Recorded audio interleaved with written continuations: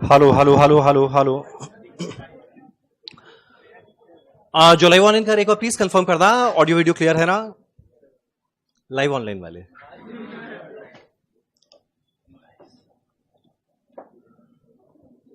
Hello sir, good morning sir, good morning sir, good morning भैया, good morning sir, good morning sir, yo sir, good morning sir, good morning sir, good morning sir, good morning sir, good morning sir. Sir हमें इसका recording भी मिलेगा क्या? एकदम मिलेगा।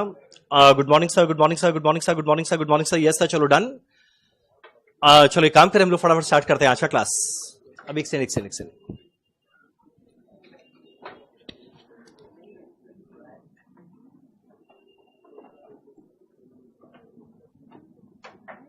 चलो yes sir, clear है। चलो गुड मॉर्निंग, गुड मॉर्निंग, चलो डन। चलो आज हमारा पहला क्लास कॉस्ट का। चलो जो हम लोग सब्जेक्ट पढ़ रहे हैं कॉस्ट, उसके बाद उसके बारे में आज बात करेंगे। उसके पहले जो कोर्स तुम लोग कर रहे हैं सीए में, उसके बारे में, और वो सब के पहले 2 मिनट अपने बारे में जिससे तुम लोग पढ़ रहे हैं। पहले तो यहां पे कितने लोग मेरे से पहले मिले हुए हैं? चलो ठीक। कितने लोग आज मेरे से फर्स्ट टाइम मिल रहे हैं? अरे आराम से ऐसे शांति। चलो ऑलमोस्ट पूरा क्लास मेरे से फर्स्ट टाइम मिल रहा है। हम रंजन थोड़ा स्ट्रिक्ट टाइप का आदमी है। आजा आराम से ठीक। अब सबसे पहला बात, अब देखो 2008 में मेरा सीए और सीएस हम दोनों क्वालिफाई किया। नवंबर में सीए, नवंबर 2008, दिसंबर में सीएस। उसके बाद कुछ साल हम जॉब किया। पहले 3 साल आर्टिकलशिप पीडब्ल्यूसी, उसके बाद 1 साल मेरा फेवरेट कंपनी आईटीसी बैंगलोर, उसके बाद 3 साल ENY दिल्ली। तो फाइनली 2013 में पढ़ाने आया। तो ये मेरा 14th ईयर चल रहा है पढ़ाने का। पिछला 13 इयर्स का एक्सपीरियंस फैंटास्टिक था। टचवुड बहुत ही अच्छे लोग को पढ़ाने का मौका मिला, और हम श्योर है आगे भी एक्सपीरियंस अच्छा रहेगा। अब जो एक्सपीरियंस कैसा रहेगा ना, डिपेंड करेगा तुम लोग कैसे रहेगा। और हम श्योर है पिछला 13 साल में सब अच्छे थे, तुम लोग अच्छा रहेगा। अब एक छोटा सा बात देखो, ये जो सब्जेक्ट है ना कॉस्ट, यहां पे मजूम करेगा हर एक जन पहली बार पढ़ रहा है। किसी का कॉस्ट पहले पढ़ा हुआ है? कहां पर? बीकॉम में पढ़ाई हो रहा है। अरे वाह, चलो ठीक है। अगर बाई चांस किसी का बीकॉम में पढ़ा हुआ है, तब यह मशरूम करेगा यहां पे किसी को कॉस्ट के बारे में कोई आइडिया नहीं है। एक बार प्लीज बोलेगा नहीं प्लीज। एक बार का मशरूम करेगा यहां पे कॉस्ट के बारे में किसी को कोई आइडिया नहीं है। सर मेरा फर्स्ट टाइम है। हाँ सबका फर्स्ट टाइम है, ठीक है। चलो एक बार का अज्यूम करेंगे यहां पे कॉस्ट के बारे में किसी को कोई आइडिया नहीं है। तो अगर बाई चांस पढ़ने के दौरान कहीं पे कोई भी डाउट आए, घबराना मत, हैंड रेस करना, आराम से पूछना, मेरे से डरने का कोई बात नहीं है। और बाई चांस क्लास के बीच में पूछने में शर्म आए, घबराना मत, क्लास के बाद पूछना। हम यहां पे क्लास के बाद 1-1.5 घंटा बैठा रहता है, आराम से जो मन चाहे डाउट पूछना। और बाई चांस क्लास के बाद पूछने में शर्म आए तो मेरा टेलीग्राम नंबर रहेगा, उसमें पूछना। विदिन 24 आवर 99% केस में हम रिप्लाई कर देगा। वर्स्ट केस 48 आवर, 24 घंटे में हम सारा मैसेज का रिप्लाई करेगा। तो उस समय पूछना। भाई इतने लोग लेट आ रहे हैं, आओ उधर से। आज पहला क्लास है सर, आओ जल्दी इधर।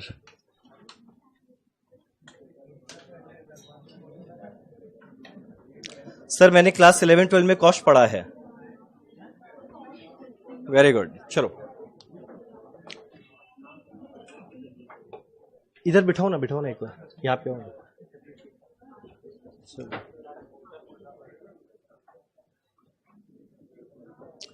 चलो तो यानी पढ़ने के दौरान कहीं कोई भी डाउट है ना, आराम से घबराना मत, आराम से मेरे से पूछना। अब बहुत लोगों को लगता है ना यार इतने सारे लोग के बीच में अगर हम कोई डाउट पूछा तो बाजू वाला क्या सोचेगा। यकीन मानो बाजू वाला भी यही सोच रहा है, बाजू वाला क्या सोचेगा। तो इसलिए अगर बाई चांस कोई भी डाउट है आराम से पूछना, हो सकता है तुम लोग के पूछने के चक्कर में 10-12 लोग का और डाउट सॉल्व हो जाए। डन।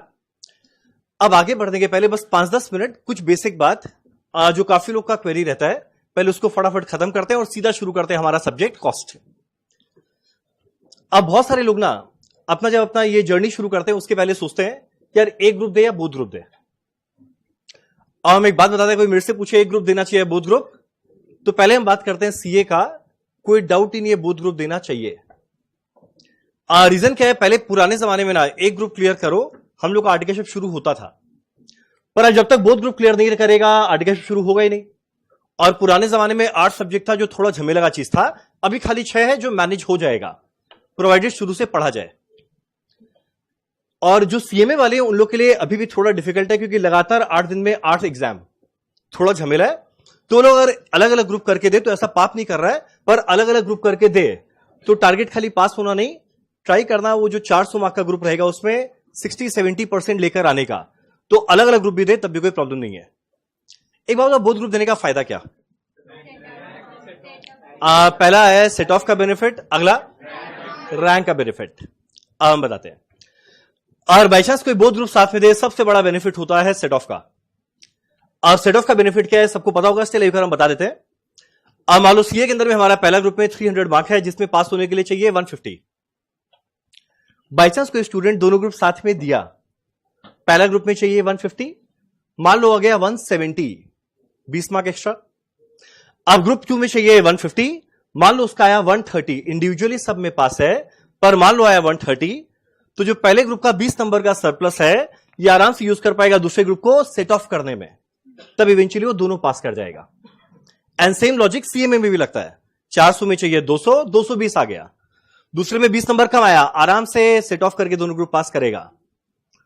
पर भाई जब पढ़ने आए तो पास होने का बात नहीं करना है, पास तो करना ही है, वो तो बेसिक है, पास तो करना ही है। अब जब पढ़ाई का शुरुआत कर रहे हैं तो बात करना है रैंक लाने का। पता तो इस क्लास में कितने लोग रैंक लाना चाहते हैं? पूरा क्लास चाहता है, खाली 50 रैंक मिलेगा, बट चलो ठीक है, चाहना चाहिए। अब बताते बहुत सारे लोग ना हाथ तो उठा दिए यार हम रैंक लाना चाहते हैं, और कुछ लोग तो उठाए नहीं, पर बाजू वाला देखा चाहिए चाह रही हम भी उठा ही लेते हैं। अब देखो रैंक, अरे भाई लोग इतना लेट आ रहे हैं।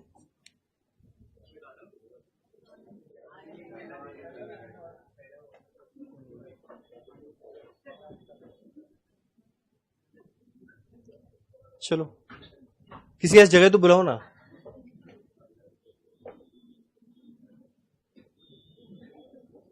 सर लक फैक्टर भी तो रहता है बोथ ग्रुप में। अच्छा सर मैं F2F आ सकता हूं? हाँ अभी नहीं भाई, अभी F2F पे बिल्कुल जगह नहीं है। हाँ चलो, और बाई चांस और ज्यादा भीड़ रहा तो हम लोग को ये खूबचा खुलना पड़ेगा।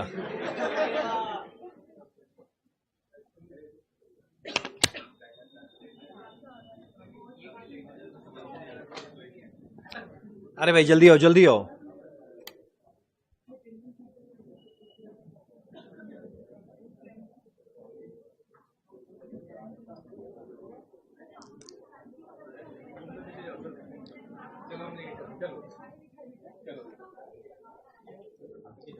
अब सुनिए सुनिए सुनिए, अब हो गया, अब वहां पे भेजिए।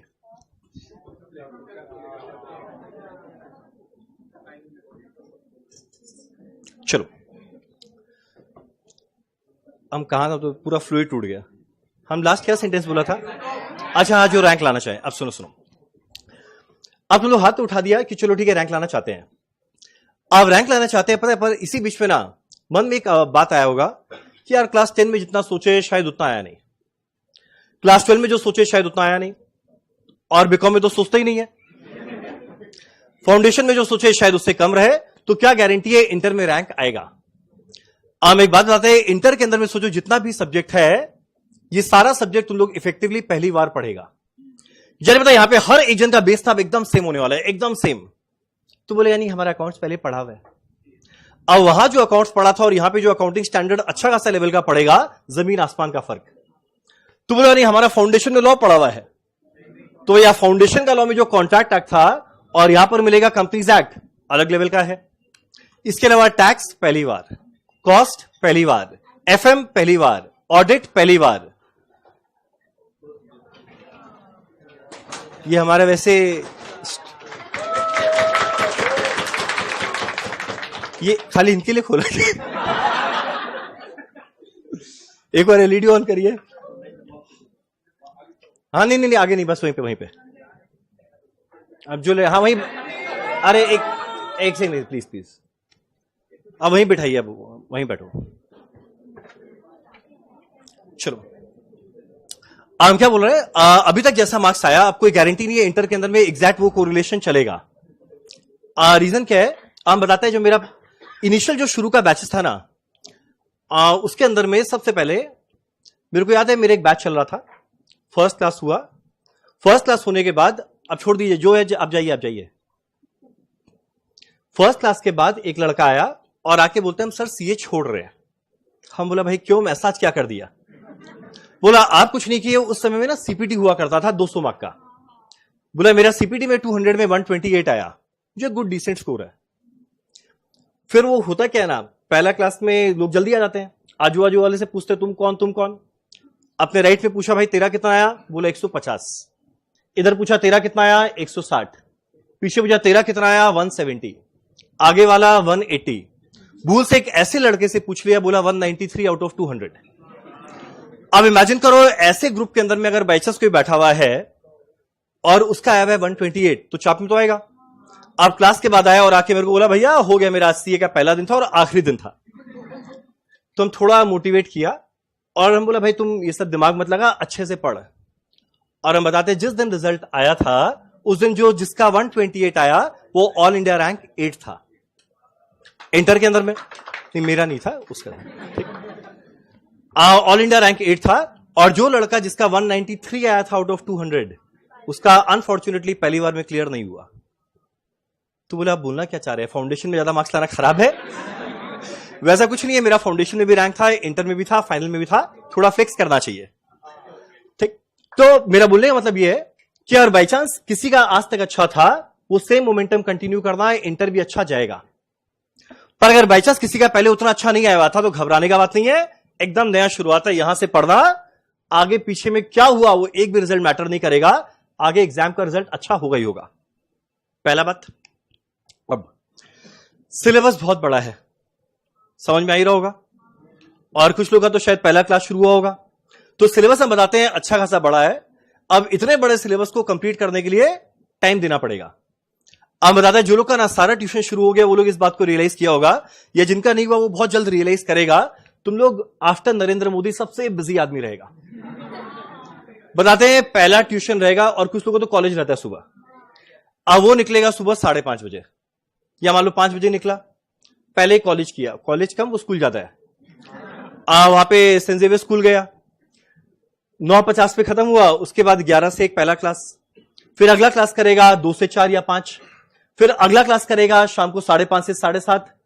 जस्ट इमेजिन करो जब घर पहुंचेगा एकदम थका आ रहा, सुबह 5:30 पे उठा हुआ, शाम को 7:30 घर पहुंचेगा एकदम थका आ रहा, बैग फेंकेगा साइड में, पास में रहेगा बेड, वो पुकार रहा होगा आजा आजा।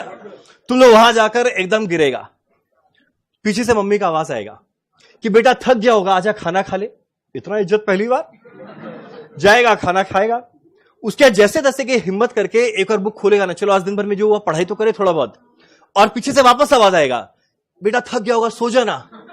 बस ये सुनने के लिए तो कान बेकरार था, तुरंत सो जाएगा।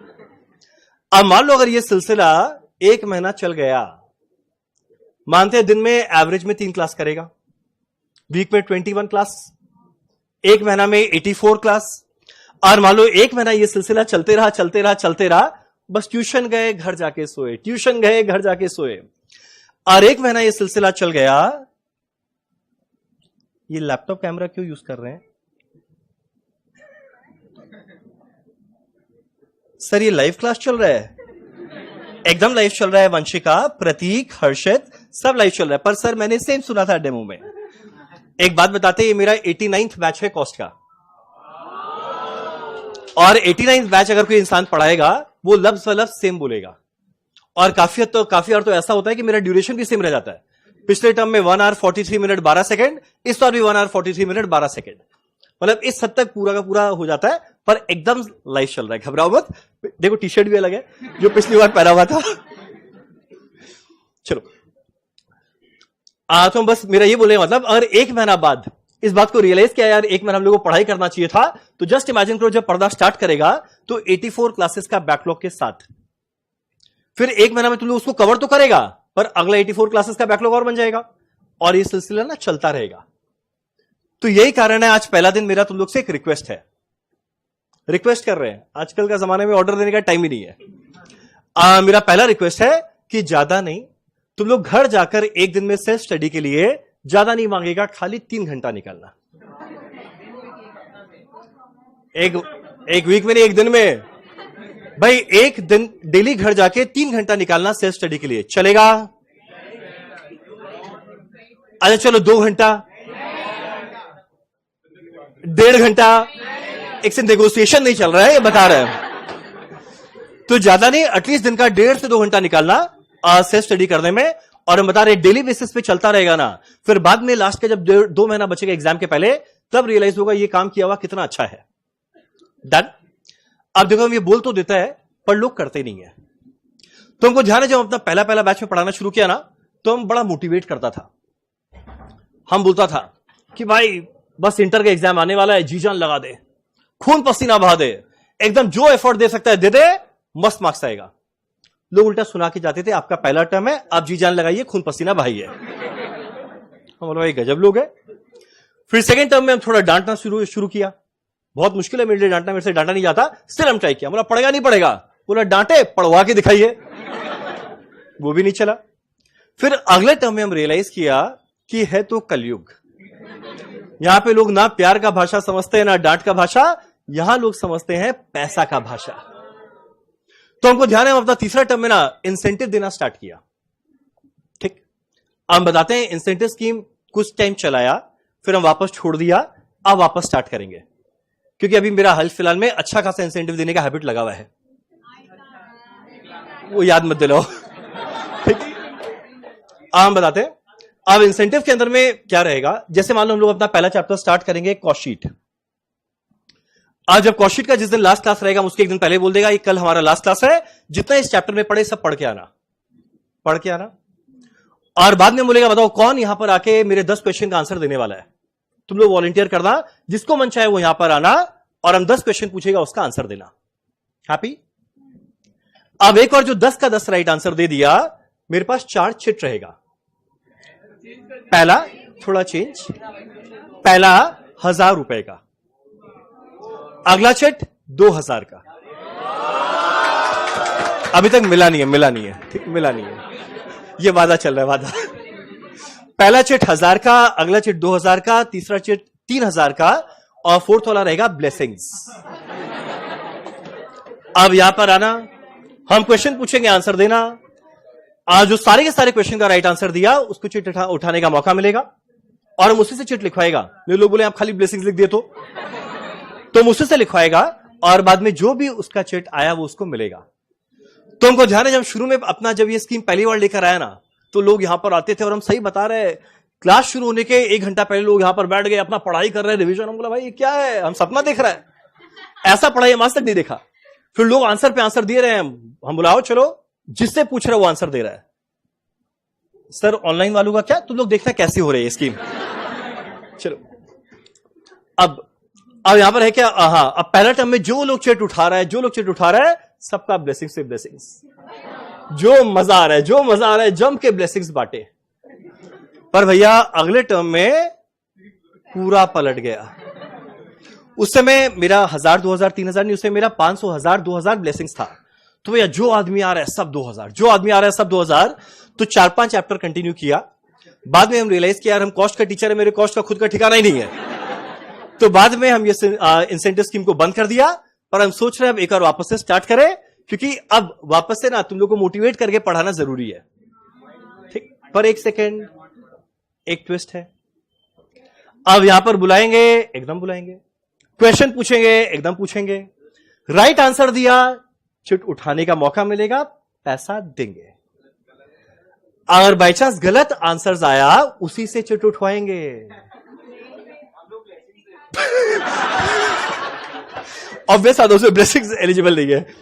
अगर बाई चांस कोई गलत आंसर दिया उसी से चिट उठवाएंगे। जितना अमाउंट आया, आगे करो, जितना अमाउंट आया, जितना अमाउंट आया उतना उससे लेंगे। एकदम चलेगा भाई, क्यों नहीं?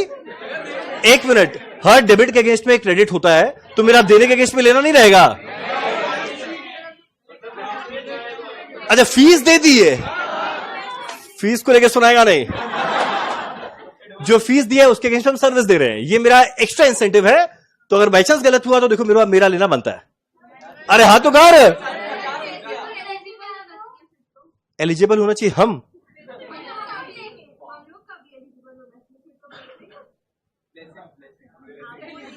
तुम लोग एक टीचर को ब्लेसिंग्स देकर जाएगा, मैंने सोच रहे हैं क्या बोल के जाएगा, अच्छे से पढ़ाना जीवन भर। गजब बात है। अच्छा चलो ठीक, एक काम करते हैं, लास्ट वाला स्कीम हटाते हैं। राइट आंसर आया इंसेंटिव देंगे, गलत आया कुछ नहीं लेंगे। हैप्पी? घोर कलयुग, घोर कलयुग। चलो एकदम सही फील्ड में आया कॉमर्स, एकदम। अब देखो एक दो छोटा बात। अब ऐसा है ना कि हमारा बैच का टाइम 11 to 1 है। आज चलो पहला क्लास आज हम थोड़ा लेट शुरू किया, हम कल से ठीक 11 बजे स्टार्ट करेगा, डॉट 11 बजे, माना 11:01 भी नहीं होगा पूरे सेशन में, हम डॉट 11 बजे स्टार्ट करेगा। और ट्राई करना 11 बजे के पहले एंटर करने का। और बाई चांस कोई 11:05 से लेट आया उसको मिलेगा फर्स्ट वार्निंग। कोई सेकेंड वर्ड लेट आया, सेकेंड वार्निंग।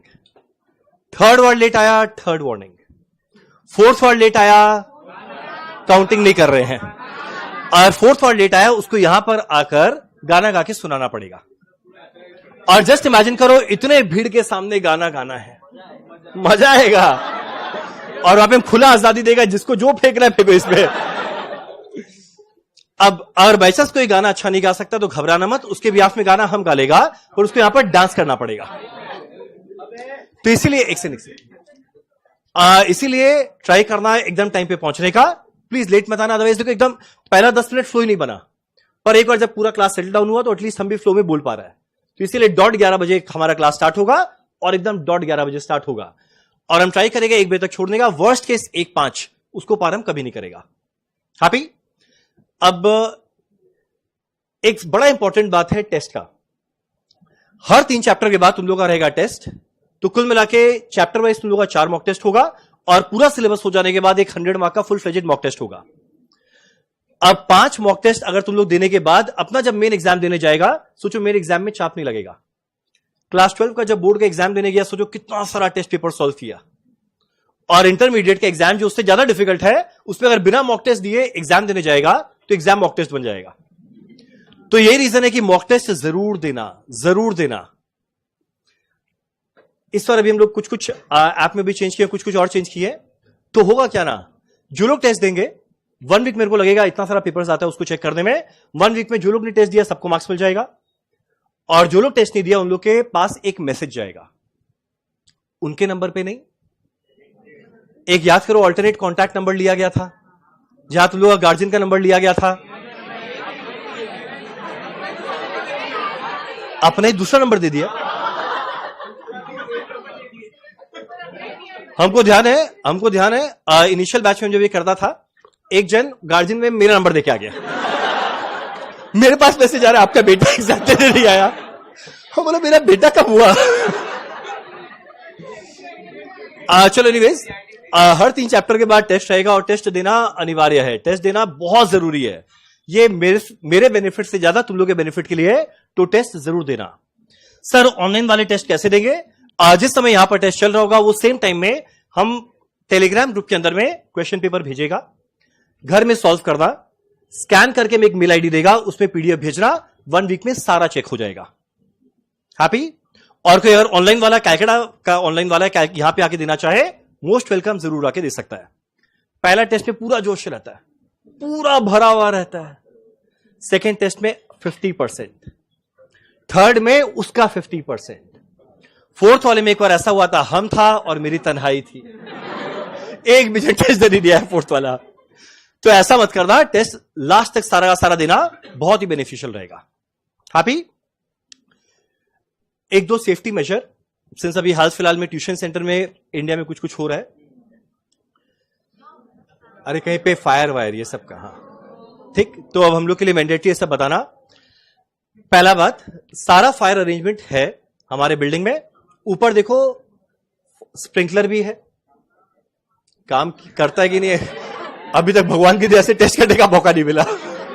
ठीक, अगला, अगर बाई चांस वर्स्ट केस ऐसा सिनेरियो हो, भगवान ना करे कभी ऐसा हो, कभी ऐसा हो तो ये गेट यूज नहीं होगा जिससे तुम लोग आया, तुम लोग यूज करेगा पीछे वाला गेट। कूदना नहीं है, वहां पे सीढ़ी है, वो इमरजेंसी एग्जिट है, लॉक है, उसका चाबी एकदम पास में है, तो जो पीछे एकदम लास्ट बेंच पे बैठा है, एक थोड़ा घिसक के देख, चाबी है ना, ठीक, तो तुम्हारा जो लास्ट में बैठेगा उसका रिस्पॉन्सिबिलिटी है उसको खोलना, ऐसा लग रहा है फ्लाइट पे बैठे हुए तो वहां से इमरजेंसी एग्जिट से जाना है। और बाई चांस कभी कोई बहुत तेज बारिश आए, तो बता रहे इस गली का बहुत बुरा हाल होता है, जिस दिन तेज बारिश आया उस दिन नी हाइट के ऊपर पानी जाता है। अब उस दिन क्लास रहेगा या नहीं, कोई कॉल मत करना, कोई मैसेज मत करना, क्लास 100% रहेगा। जो आकर कर सके आकर करना, जो आकर ना कर सके वो लाइव ऑनलाइन करना। आने का जिम्मेदारी तुम लोग का रहेगा, निकालने का जिम्मेदारी मेरा रहेगा। वहां पे हम लोग इस गली को पार कराने के लिए एक बोट सर्विस शुरू करते हैं। हमारा आईडी कार्ड दिखाना, तुमको इस गली को पार कराएगा, फिर आगे तुम लोग का है। तुम लोग के एफएम के सीजन में बारिश आया थोड़ी था, अब आएगा, ठीक, तो इसलिए सोच समझ के निकलना। और जो बहुत ज्यादा ही छोटे लोग हैं भैया, वो लोग मत आ जाना, पता चला खाली आंख दिख रहा होगा, ऐसे चल रहा होगा, तो इसलिए थोड़ा सोच समझ के आना भाई। हैप्पी? सर हमारे घर में फायर सेफ्टी अरेंजमेंट नहीं, हम क्या करें, अपना घर का अपना सोचो, हर घर में थोड़ी बैठ के फायर सेफ्टी अरेंजमेंट करें। अब अगला बात, और बाई चांस पढ़ने के दौरान अर्थक्वेक आए, घबराना मत, हम लोग 5 तल्ला में हम लोग कुछ नहीं कर सकते, जो होना है वो हो ही जाएगा। बस एक काम जो करना है, तुम लोग बेंच के नीचे छुपना हम इस पोडियम के नीचे रहेंगे, और सब सही रहा तो वापस मिल लेंगे 5 मिनट बाद। चलो डन। ये सारा बेसिक प्रिकॉशन जो तुम लोग को ध्यान रखना है। Happy happy happy? अब फटाफट स्टार्ट करते हैं हमारा आज का क्लास। अब इसके अलावा और कोई भी डाउट? सर मेरा सरनेम सुना हुआ लग रहा है। सर मेरा सरनेम, ये बात का सेंस है? तुम्हारा सरनेम तुम्हारा सुना हुआ होगा, इसका सरनेम क्या है? अच्छा जो भी है भाई, इतना कुछ लोग ये लोग लिख दिया, भगवान जाने क्या क्या लिख दिया। ठीक है, हम लाइव ऑनलाइन एक सेकंड में तुम लोगों का क्लास के बाद में सारा चैट पड़ेगा, हो जाएगा। चलो चलो एक काम करें, फटाफट स्टार्ट करते हैं हमारा आज का क्लास। अब बस एक और छोटा सा बात मेरे को बताना है।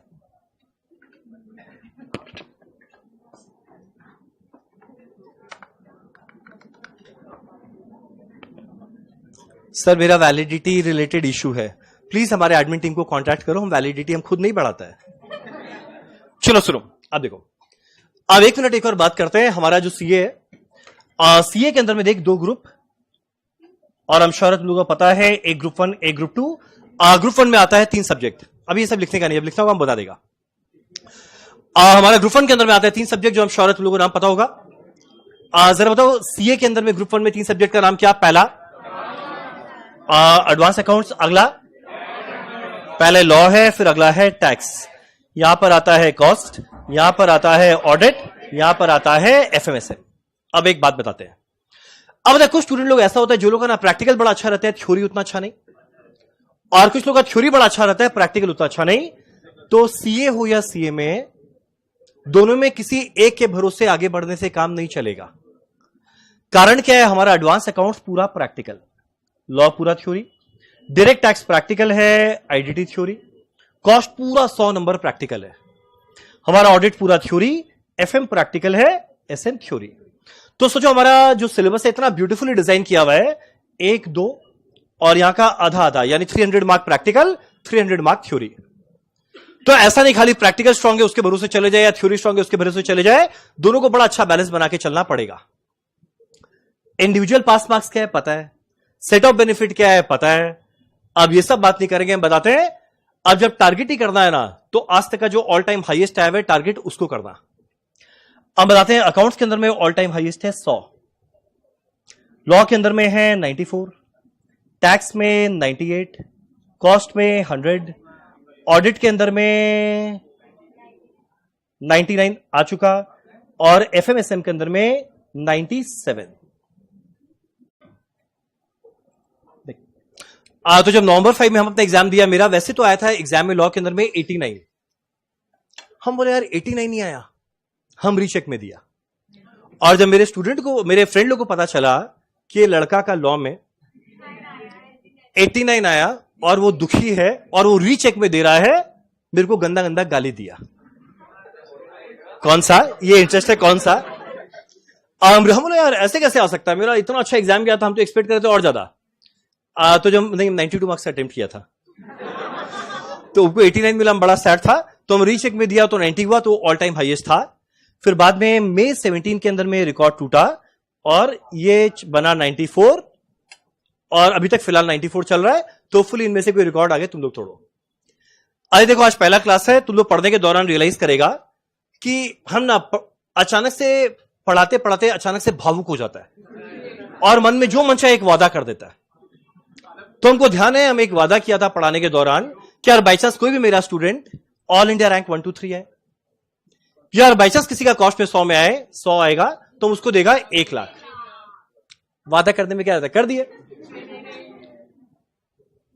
वादा कर तो दिए। और वो डेट मेरे को, वो डेट मेरे को अभी भी याद है, पहला जो इंसिडेंट हुआ था वो डेट याद है, 3 फरवरी 2019। एक स्टूडेंट का कॉल आया, बोला भैया 1 लाख रुपया लेने आ रहे हैं। हाँ, बोला 1 लाख, कौन सा 1 लाख? बोला याद करिए आपने वादा किया था आप 1 लाख रुपया देंगे। अब हम समझ तो गया हम क्या बात किया, हम क्या वादा किया। हम बोला याद नहीं आ रहा, याद नहीं आ रहा। बोला हमको पता था पलट देंगे इसलिए रिकॉर्ड कर लिए। हम बोला तुम्हारा क्या आया? बोला कॉस्ट में 100 में 100। हम बोला मार्कशीट भेजो। अब मार्कशीट भेजा, हम बोला भाई 100 में 100 है। हम बाद में जा चेक किए, वेबसाइट में लगा, बोला ऐसा तो नहीं है, बोलता ना फोटोशॉप करके, उस समय चैट जीपीटी नहीं था। हम बोला ऐसा तो नहीं है कि एडिट करके भेज दिया। बोला भाई 100 में 100 आया। अब मेरे को ध्यान है, मेरे से 1 महीना फॉलो किया। इनफैक्ट हम उससे वादा 5 लाख का किया था, अब याद आया। हम वादा 5 लाख का किए। वो उस गेट से आता था, हम यहां से निकलता था, वो इधर से आता था, वहां से निकलता था। तो 1.5 महीना हम उसके संग में हाइड एंड सीक खेले। बाद में एक बार वो मेरा पूरा बिल्डिंग के नीचे तक इंतजार किया और हम सेटल किया 5 लाख की जगह 1 लाख में। तो बाद में हम अपना वादा कर दिया 1 लाख, और वापस से नवंबर 22 के बाद यथार्थ का आया 100 में 100 पूरा किए। पिछला टर्म जब शुरू हो रहा था 100 में 100 न्यू सिलेबस में आना थोड़ा डिफिकल्ट हो गया था। तो पिछले टर्म में, जब पिछला टर्म शुरू हुआ था कॉस्ट का, हम पहला इन बोला रैंक 1 2 3 1 लाख, कॉस्ट में 100 में 100 5 लाख। बोलते बोलते बोलते है ना, कभी कभी मां सरस्वती गले में आती है, बोली नहीं रंजन सोच के। तो तुरंत 1 सेकंड में पलटा, नहीं 5 लाख नहीं 1 लाख। अगर वो 5 लाख का वादा हो जाता, अब अगला डेट तो हम भूल ही नहीं सकते। अगला डेट कोई गए हुए ज्यादा दिन हुआ भी नहीं है, रिसेंट डेट है 24 जून 2026। रिजल्ट आना स्टार्ट हुआ, हमको ध्यान है जब रिजल्ट आया तो मेरा फुल बॉडी क्या बोलते चेकअप चल रहा था, आपको एक मेडिक्लेम करवाना था।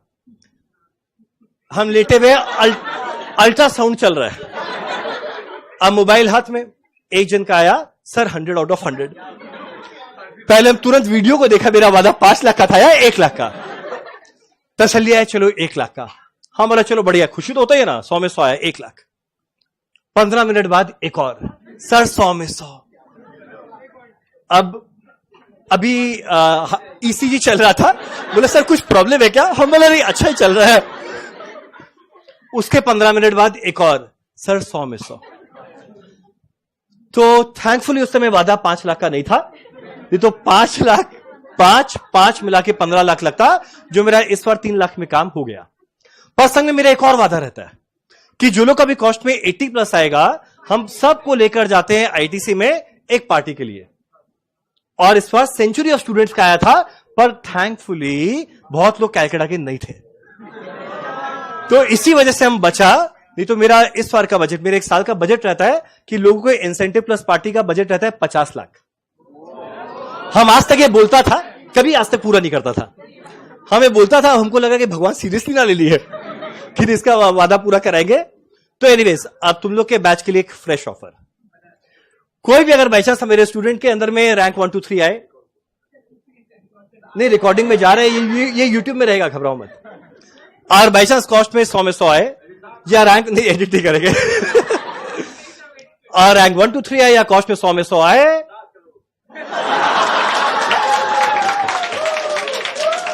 ₹7 करोड़। भाई हम उस तरह का फीस नहीं लिया जो हम 7 करोड़ दे पाएगा। तो वो लोग के लिए 1 लाख अभी हम जस्ट बोलने वाला था ज्यादा।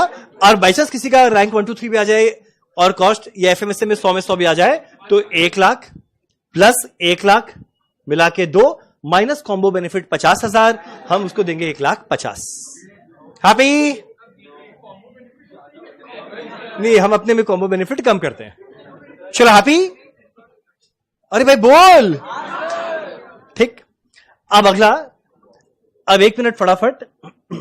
अब जैसे हमारे सीएमए के अंदर में भी 2 ग्रुप है, ग्रुप 1 ग्रुप 2।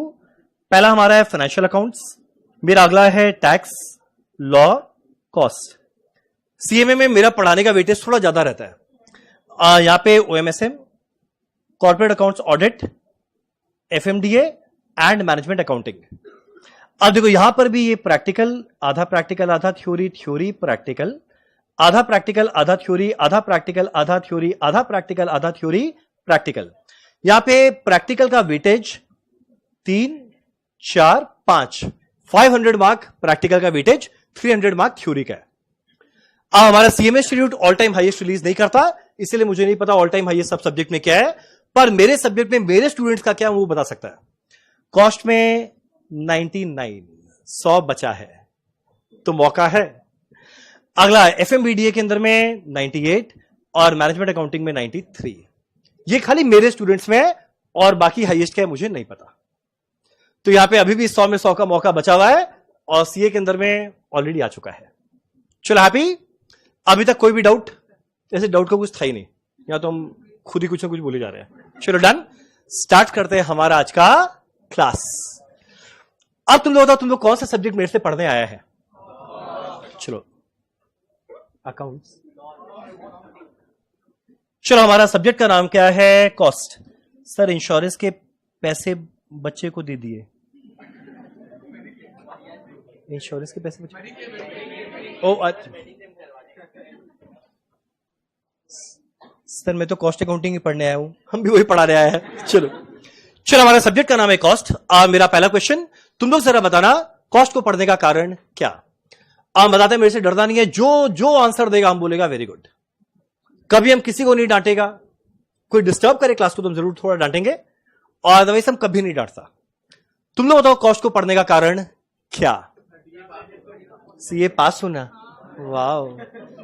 अगला 1 लाख मिल रहा। चलो ये भी बढ़िया आंसर, 1 लाख मिल रहा। एग्रीगेट भाई ढंग का आंसर दो ना। अरे कॉस्ट क्यों पढ़ते हैं? हाँ एक सेकंड, क्या कोई भी चीज का कॉस्ट कैलकुलेट करना। और बोलो क्या? Decision making. चलो वेरी गुड। और बोलो क्या? खर्चा मिनिमाइज करना। चलो वेरी गुड। और बोलो क्या?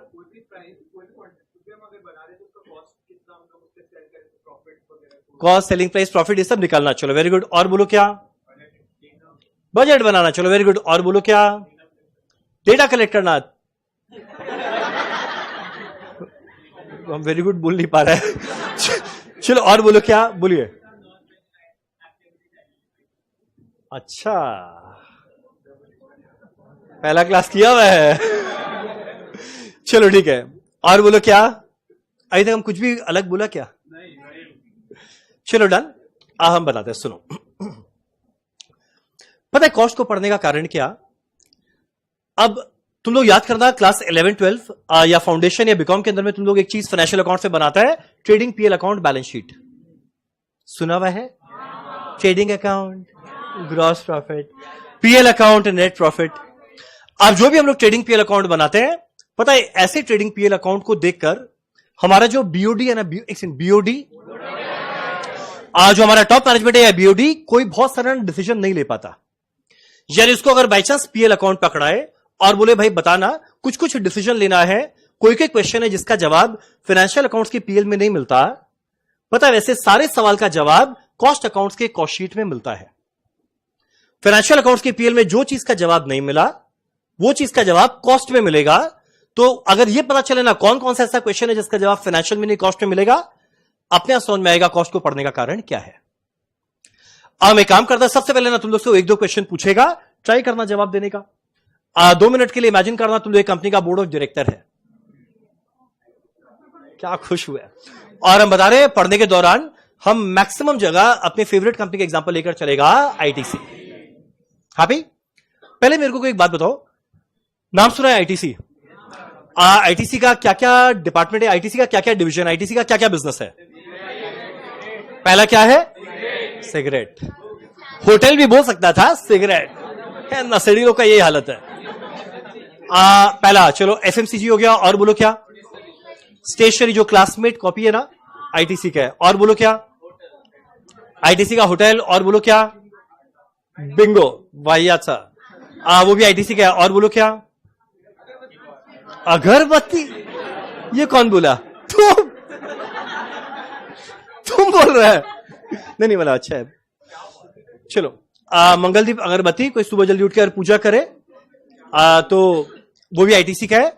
और ये सारा क्या नाम है, फूड में है, होटल में है, एफएमसीजी में है, फियामा डिविल्स में है, और विल्स लाइफस्टाइल, बहुत सारा आईटीसी का है। आज हम लोग आईटीसी का 2 डिवीजन का लेकर चलेंगे एग्जांपल। पहला फूड डिवीजन, और अगला रहेगा आईटीसी का सिगरेट डिवीजन। पहले काम करते हैं, एक और आईटीसी के फूड डिवीजन के एग्जांपल लेकर चलते हैं। 2 मिनट के लिए इमेजिन करो आईटीसी के फूड डिवीजन के टॉप मैनेजमेंट में आप लोग हैं, और हम एक पीएल अकाउंट बना के दे रहा है, और कुछ क्वेश्चन पूछेगा और 1-2 क्वेश्चन का जवाब देना। ठीक, अब कुछ लिखना नहीं, बस खाली देखो। सर होटल, अगरबत्ती, फूड, आशीर्वाद, एफएमसीजी, यप्पी, ओ यप्पी, ओ चॉकलेट्स, टोबैको प्रोडक्ट। एक्चुअली मेरे आंख में पावर है। हाँ, बहुत जल्द तुम लोग बैच के बाद। चलो सुनो, मान लो एग्जांपल दे रहे हैं, ये हमारे आईटीसी के फूड डिवीजन का पीएल। मान लो क्रेडिट साइड में लिखा हुआ है sale value 1 lakh, rupees in thousands. और मान लो इधर में मेरा मटेरियल कॉस्ट है 30,000, मान लो मेरा वेजेस है 20,000, मान लो मेरा फैक्ट्री एक्सपेंस लगा है 5,000, मान लो मेरा सेलिंग एंड डिस्ट्रीब्यूशन एक्सपेंस लगा है 30,000। एक बार क्या मेरे को कोई नेट प्रॉफिट बताएगा? कितना आएगा? 30, 20, 50, 55, 30, 85, और यह आएगा 15,000। ठीक, एकदम सिंपल सा एक बेसिक पीएल अकाउंट बनाकर दिए, और मेरे 2 क्वेश्चन का आंसर देना। ठीक, आंसर देगा। पहला पीएल पकड़ा दिए, और हम पहला क्वेश्चन पूछ रहे हैं, तुम लोग बताओ एक बात, और बाई चांस हमारे कंपनी को अपना प्रॉफिट बढ़ाना है, और मान लो हमारे कंपनी को अपना प्रॉफिट बढ़ाना है, वो ऐसा क्या क्या कदम उठाएगा जिसके द्वारा इसका प्रॉफिट बढ़ जाएगा? क्या क्या? पहला सेल बढ़ाएगा, अगला कॉस्ट कम करेगा, और कुछ? हो गया राइट आंसर। कितना आसानी से बोला, सेल बढ़ा दो, कॉस्ट गिरा दो। मरे तो देख के समझ में आ रहा है सेल बढ़ाना है, कॉस्ट गिराना है, पर भैया किसका सेल बढ़ाना है, किसका कॉस्ट गिराना है, वो इसको देखकर कहीं समझ में नहीं आएगा। सोचो अगर इतना आसानी से ही हम लोग अपना प्रॉफिट बढ़ा देते तो जीवन में क्या कभी कोई भी कंपनी लॉस में रहता?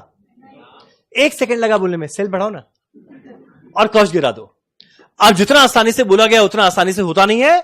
यानी शॉर्ट, ये जो पीएल अकाउंट है ये हमारे टॉप मैनेजमेंट के लिए एकदम एक वाहियात डॉक्यूमेंट है।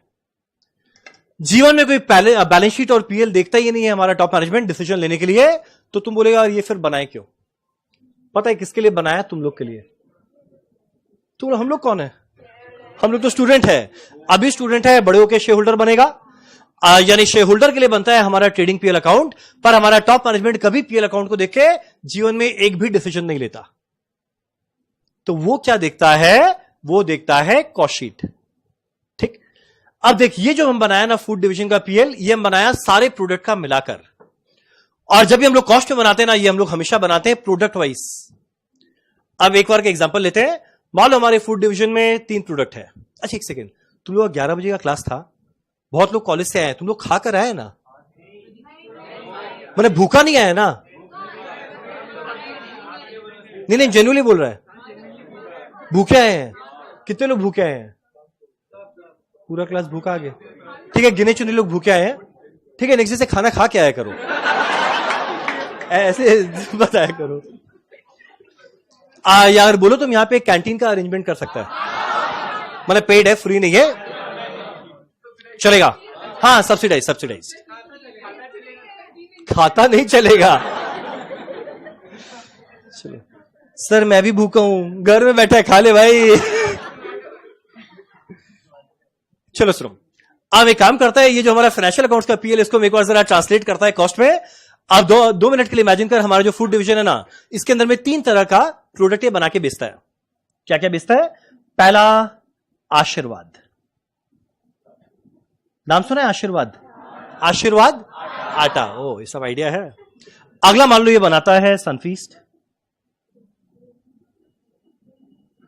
और अगला ये बनाता है बिंगो। अरे फूड डिवीजन का बात हो रहा है, फूड डिवीजन का। फूड में सिगरेट नहीं आता है, हर जगह सिगरेट। चलो सुनो,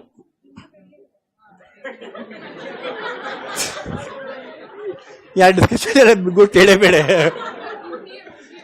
चलो सुनो, अब देख हमारा कुल मिला के सेल वैल्यू था 1 लाख। अब कॉस्ट में हम लोग हमेशा जब भी बनाते हैं, हम लोग हमेशा बनाते हैं प्रोडक्ट वाइज। अब मान लो जो सेल वैल्यू है टोटल मिलाकर 1 लाख। अब मान लो तीनों प्रोडक्ट में कितना है? आशीर्वाद में 40,000, मान लो सनफीस्ट में 30,000 और बिंगो में 30,000। तुम लोग एक बार टोटल कर करके देखते रहना, मैच हो रहा है ना? भाई क्या इरादा है?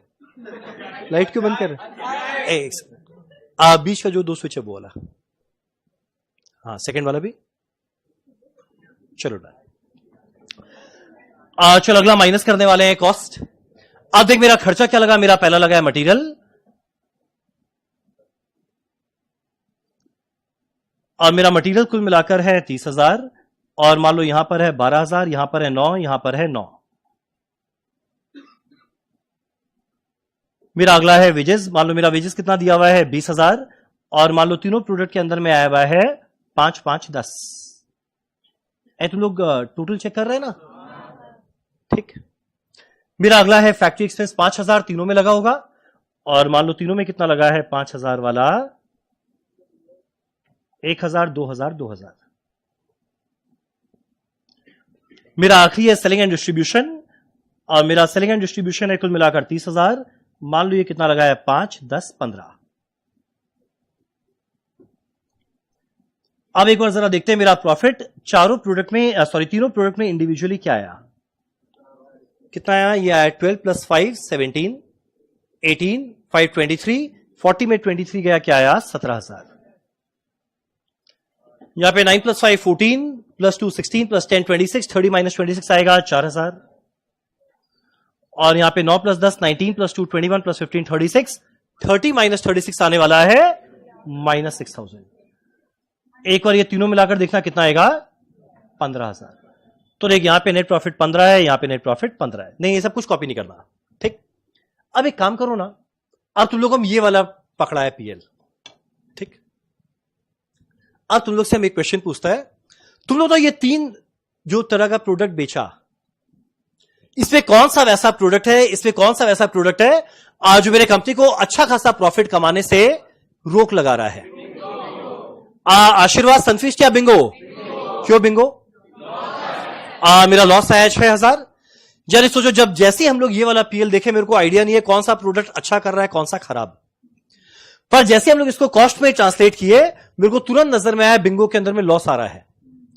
और अगर बाई चांस बिंगो के अंदर में लॉस आ रहा है तो मेरा टॉप मैनेजमेंट ये डिसाइड करेगा जो ऐसा लॉस वाला प्रोडक्ट है इसको आगे कंटिन्यू करे या डिसकंटिन्यू, ऐसा वो डिसाइड करेगा।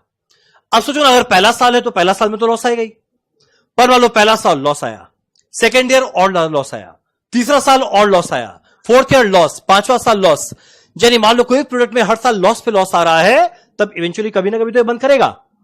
पर तुम लोग बताओ ये डिसीजन क्या वो इसको देखकर ले पाता? यानी बताए जैसे ही कॉस्ट को हम लोग देखे, मेरे को आइडिया लगा कौन से प्रोडक्ट में कितना सेल है, कौन से प्रोडक्ट में कितना खर्चा लगा, कौन से प्रोडक्ट में कितना प्रॉफिट आया। तो जो भी मेरा लॉस मेकिंग प्रोडक्ट है इसको कंटिन्यू करे या डिसकंटिन्यू, ये पहला डिसीजन ले पाएगा इस पीएल को देखते हुए। अरे बोलो ना, अरे बोलो ना, क्लियर है यहां तक? अब मेरा सेकंड क्वेश्चन, अब एक मेरा आशीर्वाद है, एक मेरा सनफीस्ट है। तुम लोग बताओ मेरे कंपनी के लिए ज्यादा प्रॉफिटेबल कौन, आशीर्वाद या सनफीस्ट? आशीर्वाद या सनफीस्ट? तुम लोग कौन सा नंबर देखा? मैंने खाली नेट प्रॉफिट देखा या कॉस्ट देखा या सेल देखा या क्या क्या देखा? सब देखा। वाह। अब देख, तुम लोग पता है एक बचपन में एक रेशियो पढ़ा होगा, नेट प्रॉफिट रेशियो। किसी को फॉर्मूला पता है? जैसे जीपी रेशियो होता है, GP divided by sale into 100। सुना है GP ratio, gross profit divided by sale into 100। कोई बताओ नेट प्रॉफिट रेशियो का फॉर्मूला क्या रहेगा? Net profit divided by sale into 100। अब एक बार अगर कैलकुलेट करें, नेट प्रॉफिट है 17,000, एक बार कैलकुलेट में कैलकुलेट करो ना। मेरा नेट प्रॉफिट है 17,000 और मेरा सेल वैल्यू है 40,000, तो ये कितना आएगा? 70,000 डिवाइडेड बाय 40,000 इंटू 100, कितना आएगा? यह आएगा 42.5%। मेरा अगला वाला है 4,000 डिवाइडेड बाय इसका सेल वैल्यू है 30,000, मेरा ये आने वाला है 13.33%। और ये तो चलो लॉस है, इसको क्या निकालना, ठीक। अब एक लाइन बोलेंगे, बोलते बोलते चुप हो जाएंगे, ये मत सोचना भूल गए, कंप्लीट करना। पता है अगर आशीर्वाद का नेट प्रॉफिट रेशियो 42.5% है, इस बात को इंडिकेट करता है कि यार आशीर्वाद का सेल 100 रुपया बढ़ाएंगे। और मालूम लोग आशीर्वाद का सेल 100 रुपया बढ़ाएंगे, तो आशीर्वाद के सेल को 100 रुपया बढ़ाने की वजह से पता है मेरा नेट प्रॉफिट कितना रुपया बढ़ेगा? 42.5 रुपीज। मानते हो? मानते हो? और वही अगर बाई चांस हम लोग अपना सनफीस्ट के सेल को 100 रुपया बढ़ाएंगे, सनफीस्ट के सेल को 100 रुपया बढ़ाएंगे, तो मेरा प्रॉफिट कितना रुपया बढ़ने वाला है? 13.33। तो और बाई चांस मेरे को किसी एक ही कंपनी के सेल को बढ़ाना है, और बाई चांस मेरे कंपनी को किसी एक ही प्रोडक्ट के सेल को बढ़ाना है, बताओ वो किसको बढ़ाना चाहेगा? आशीर्वाद को या सनफीस्ट को? आशीर्वाद। तो देखो वापस से अगला डिसीजन आया ऐसे कॉस्ट के पीएल को देखते हुए। पर वही अगर बाई चांस हम लोग ये देखते ना मेरे को पता चलता है कौन सा बंद करना है, ना मेरे को पता चलता है कौन से के सेल को ज्यादा बढ़ाना है, तो ये दो तीन क्वेश्चन का जवाब जो फाइनेंशियल में नहीं मिला वो कहां मिला है? कॉस्टिंग में। तो यही कारण है कॉस्ट को पढ़ने का। हैप्पी? चलो अब एक काम करते हैं, फटाफट लिखते हैं 2 शब्द। अब नोटबुक निकालना, हम लोग साथ साथ में पढ़ते हुए चलेंगे और लिखते हुए चलेंगे। हैप्पी? कोई भी डाउट आए प्लीज पूछना, क्लास में नहीं तो क्लास के बाद पूछना, क्लास के बाद नहीं तो टेलीग्राम में पूछना, पूछना जरूर। कोई नहीं, कॉल वॉल अवॉइड ही करना, वीडियो कॉल कोई नहीं करेगा। एकेडमिक डाउट जो भी पूछेगा हम सारा बताएगा। हमको आजकल ये वर्ड जोड़ना पड़ता है, एकेडमिक डाउट। हम पहले बोलता था कुछ भी कोई भी प्रॉब्लम हो ना आराम से पूछ लेना। तो एक स्टूडेंट का मैसेज आया, सर मेरी गर्लफ्रेंड छोड़ के चली गई। तो हम बोला हम क्या करें? वो ये नहीं बोला बन जाइए, बोला सर मॉरल सपोर्ट चाहिए। हमारा तुम्हारे गर्लफ्रेंड को हम कैसे रिप्लेस कर सकते हैं? चलो तो एक काम करना, पहला लिखना कॉस्ट अकाउंटिंग।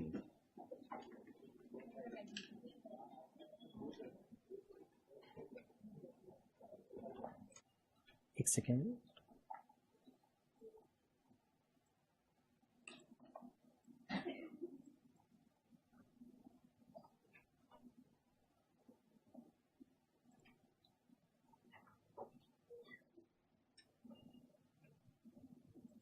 चलो मेरा सबसे पहले कॉस्ट अकाउंटिंग में डैश देके लिखा, it denotes the method of accounting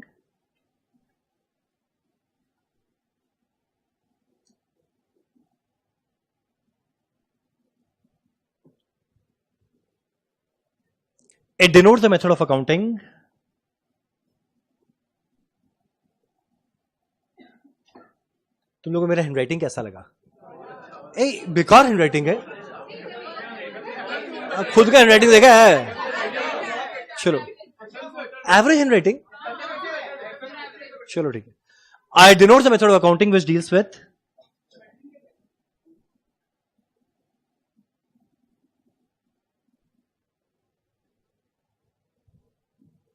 it denotes the method of accounting which deals with principles,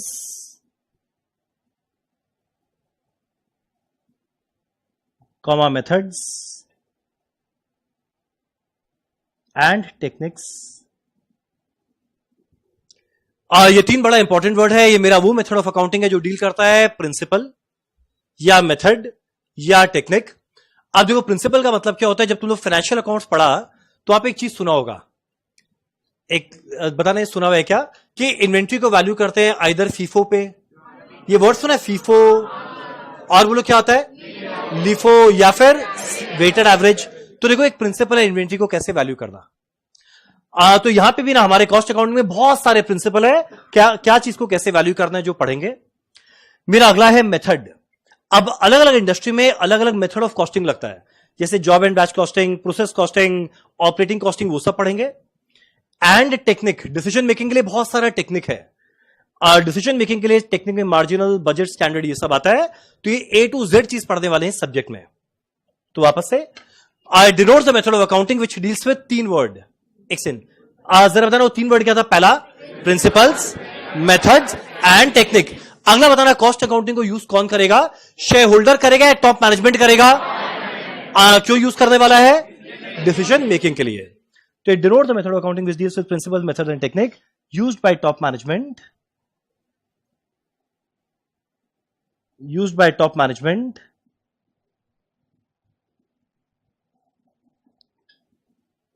for decision making।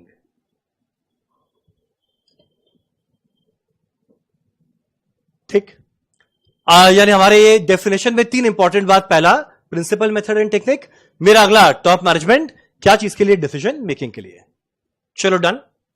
अब मेरा एग्जाम में ना एक थ्योरी बड़ा इंपॉर्टेंट है जो कई बार आता है, ऑब्जेक्टिव ऑफ कॉस्ट अकाउंटिंग। कुल मिलाकर है 4, और हम बताते हैं चारों ऑब्जेक्टिव क्या, ये हम बताएंगे 1 मिनट के अंदर, नहीं 30 सेकंड के अंदर।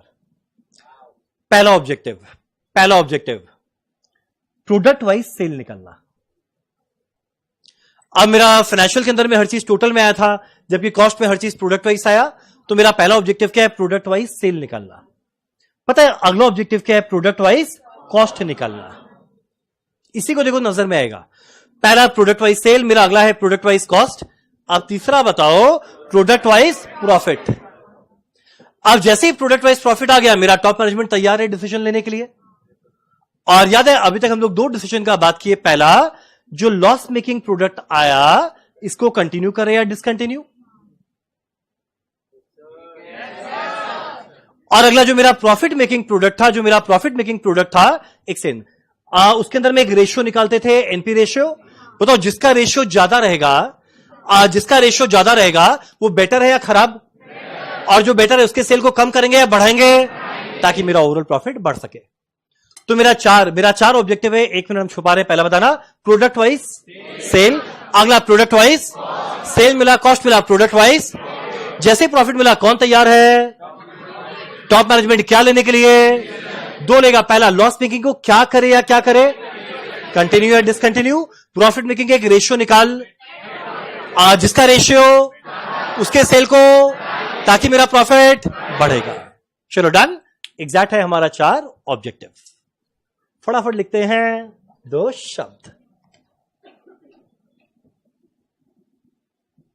चलो यहां लिखते हैं ऑब्जेक्टिव्स ऑफ कॉस्ट अकाउंटिंग।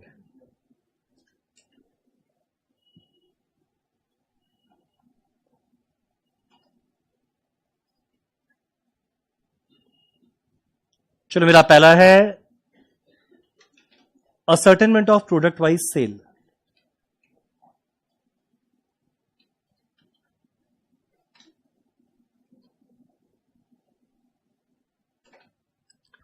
चलो मेरा पहला है ascertainment of product wise cell,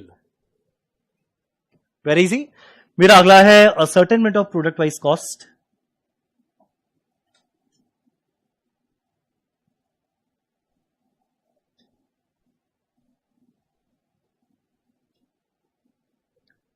अब मेरे को प्रोडक्ट वाइज सेल मिला, मेरे को प्रोडक्ट वाइज कॉस्ट मिला, तो ऑब्वियस सा बात है माइनस करते ही क्या मिल जाएगा, product wise profit. Calculation of product wise profitability.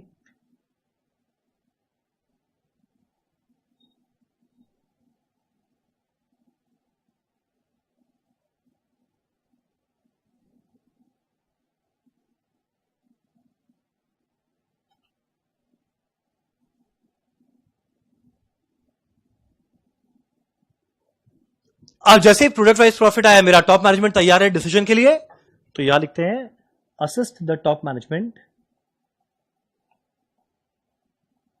तुम लोग को आज एक इंसेंटिव दे, नहीं छोड़ो, नहीं, इंसान को ज्यादा भावुक नहीं होना चाहिए। ठीक है, तुम लोग के लिए कल परसों में एक सरप्राइज, ब्राउनी इंसेंटिव का सरप्राइज हम बता ही दिया। चलो, assist the top management in decision making.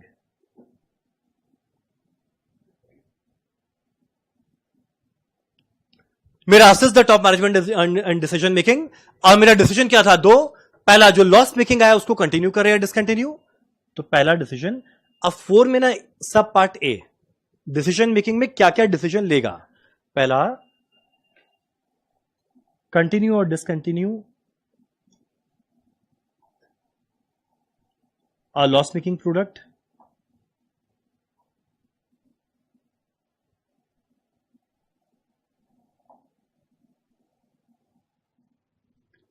मेरा पहला डिसीजन है कोई भी लॉस मेकिंग प्रोडक्ट आया इसको कंटिन्यू करे या डिसकंटिन्यू। मेरा अगला डिसीजन है जो प्रॉफिट आया उसमें किसको ज्यादा बेचे, जिसका एनपी रेशियो ज्यादा है, ताकि प्रॉफिट बढ़ेगा। चलो अगला लिखते हैं point number B, identify the product comma the sales of which should be increased,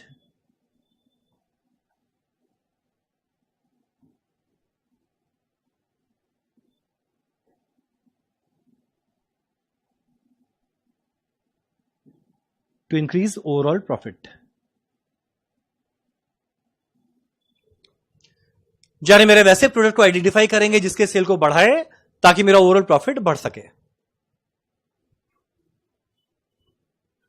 ठीक, 2 नहीं 3 है। अब एक और लिखना पॉइंट नंबर सी। उस समय हम बोला खाली 2 था, अभी हम 3 लिखवा रहे हैं। अब तीसरा वाला क्या है, cost control and cost reduction, comma if possible. ये एक बड़ा इंपॉर्टेंट वर्ड है, इफ पॉसिबल। पता है लाइन का मतलब क्या, cost control and cost reduction.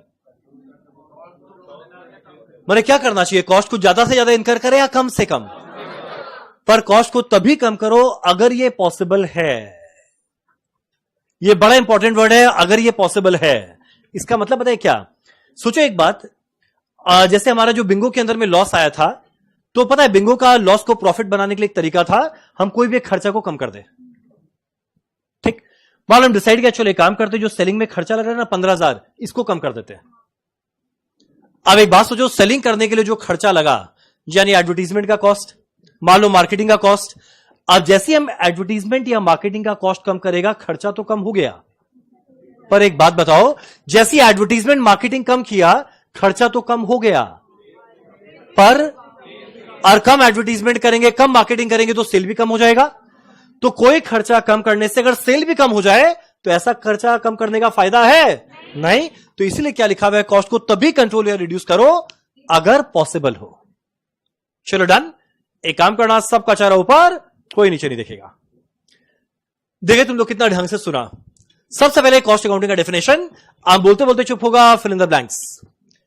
It denotes the method of accounting which deals with principles, methods and technique used by for decision making।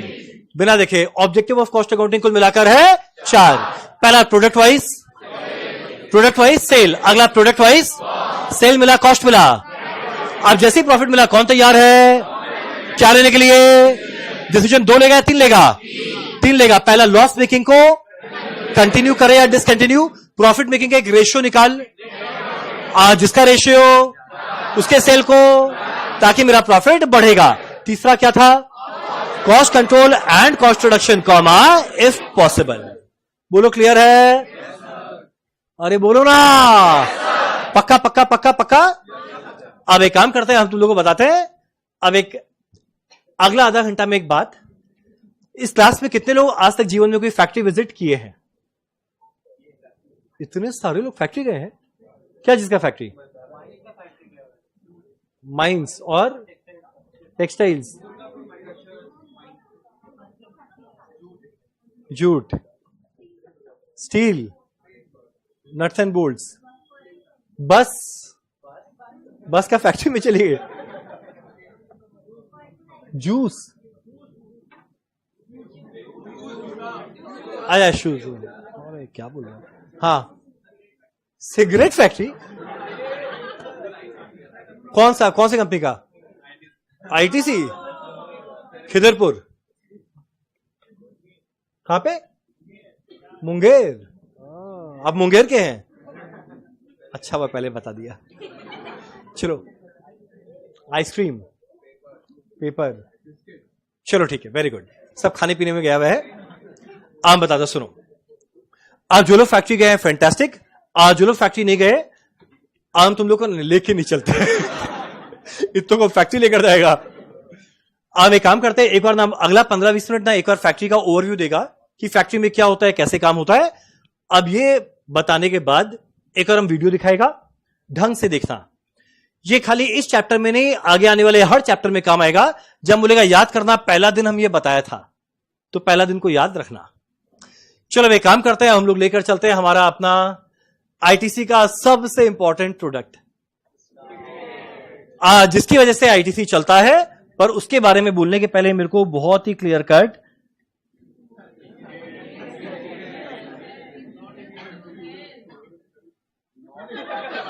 ठीक पहले डिस्क्लेमर देना जरूरी है। 1 मिनट, क्लास में किसी के बाद भी सिगरेट है क्या? दो ना। अरे घर में नहीं बताया, दो ना। अरे हमको खाली एग्जांपल समझाने के लिए चाहिए। 1 मिनट, क्लास में किसी के पास भी है? अरे एक सेकंड, सुनो ना, जो लास्ट में बैठा है एक बार गेट खोलो ना।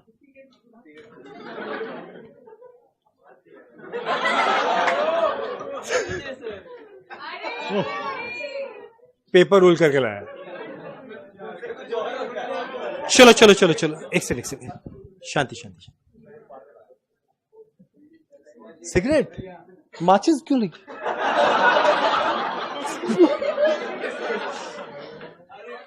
फूके थोड़ी दिखा रहे मेरे को। सॉरी।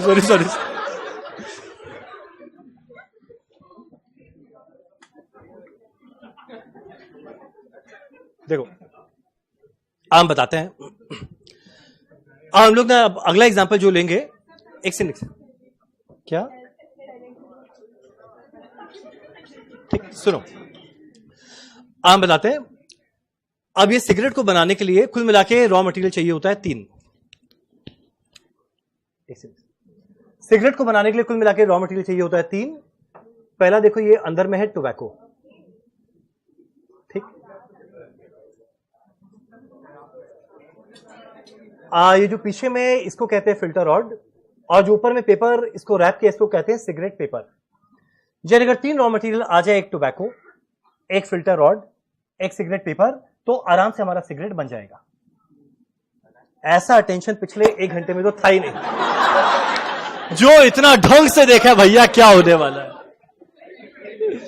ठीक। घर जाके ट्राई मत करना, बीड़ी बन जाएगा।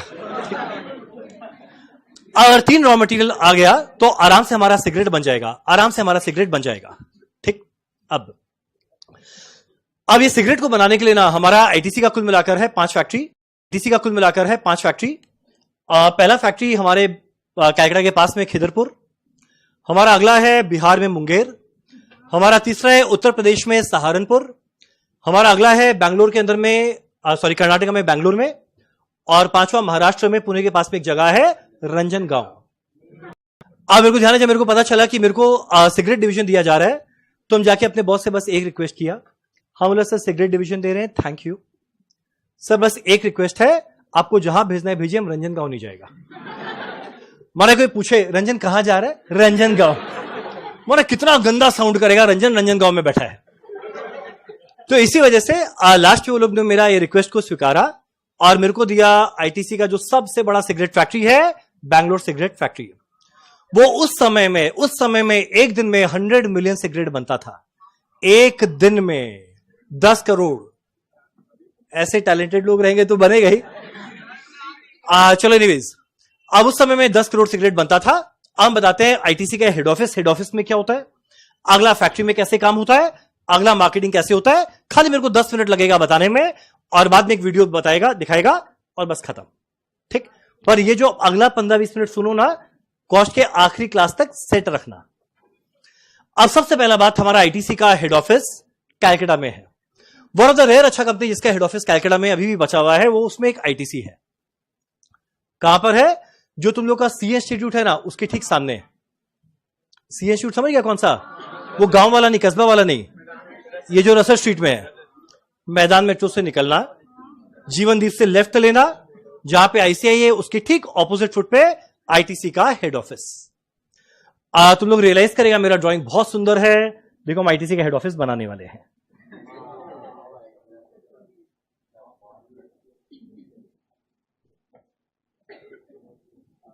ये हमारा आईटीसी का हेड ऑफिस, ठीक।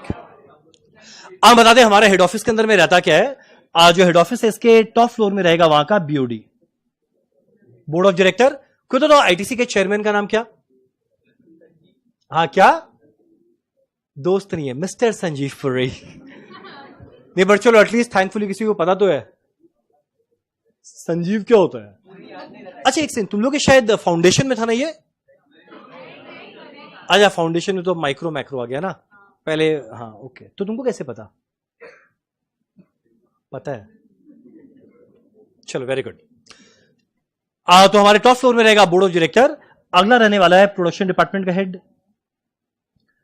अगला मार्केटिंग वाले का हेड, अगला फाइनेंस का हेड, अगला एचआर का हेड, अगला एडमिन डिपार्टमेंट का हेड, अगला लीगल डिपार्टमेंट का हेड, अगला सेक्रेटरी डिपार्टमेंट का हेड, अगला सिक्योरिटी गार्ड। वो भी तो रहेगा, जरूरी है ना, ठीक। अब तुम लोग जरा एक बात बताओ, ये जो सिगरेट बना, क्या लगता है ये हमारा हेड ऑफिस के अंदर में बनता होगा? क्या लगता है संजीव पूरी पालती मार के बैठता होगा, टोबैको तो थोड़ा सिगरेट बनाएंगे? ये तो रहेगा नहीं। अब ऑब्वियस आता है हेड ऑफिस के अंदर में सारा डिसीजन लिया जाता है, पर एक्चुअल में जो प्रोडक्शन होने का काम है वो कभी हेड ऑफिस में नहीं होगा। पता है वो कहां पर होने वाला है? फैक्ट्री में।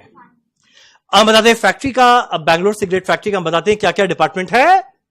तुम लोगों को मैक्सिमम सुना हुआ ही होगा और थोड़ा बहुत बताना भी। अब ये हमारा है बैंगलोर सिगरेट फैक्ट्री।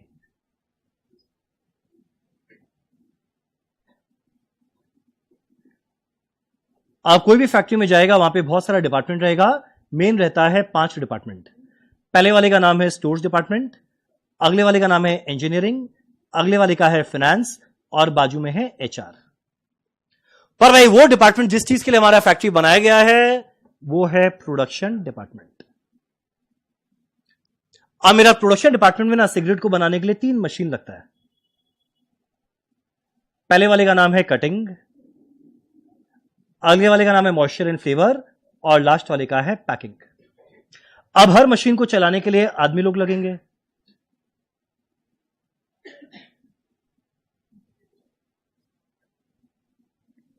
कैसा लगा मेरा ये फैक्ट्री? अति सुंदर, ठीक है, हम समझ पा रहे हैं। आजकल हम समझते हैं मजाक कैसे उड़ाया जाता है, ठीक। देखो अब देखो ये हमारा बैंगलोर सिगरेट फैक्ट्री। हम बताते हैं अब हर एक डिपार्टमेंट का काम क्या है, ठीक। अब सोचो सिगरेट को बनाना है, सिगरेट को बनाने के लिए चाहिए रॉ मटेरियल। एक था टोबैको, एक था फिल्टर रॉड, एक था सिगरेट पेपर। अब मान लो ये सारा सप्लाई कौन करता है, सारा सप्लाई कौन करता है? मान लो ये सारा सप्लाई कौन करता है? मान लो आप करते हो। आपका नाम? शिवा सेठिया। शिवा, शिवजी वाला शिवा। तुमसे टोबैको नहीं लेंगे। पाप लगेगा, ऊपर जाके जवाब भी दे रहा है। नहीं नहीं नहीं नहीं, आप अच्छा ठीक है, नहीं नहीं, इसको इसके लिए कुछ और है। हाँ क्या क्या नहीं, असली में थोड़ी लेगा। तुम्हारा नाम क्या है?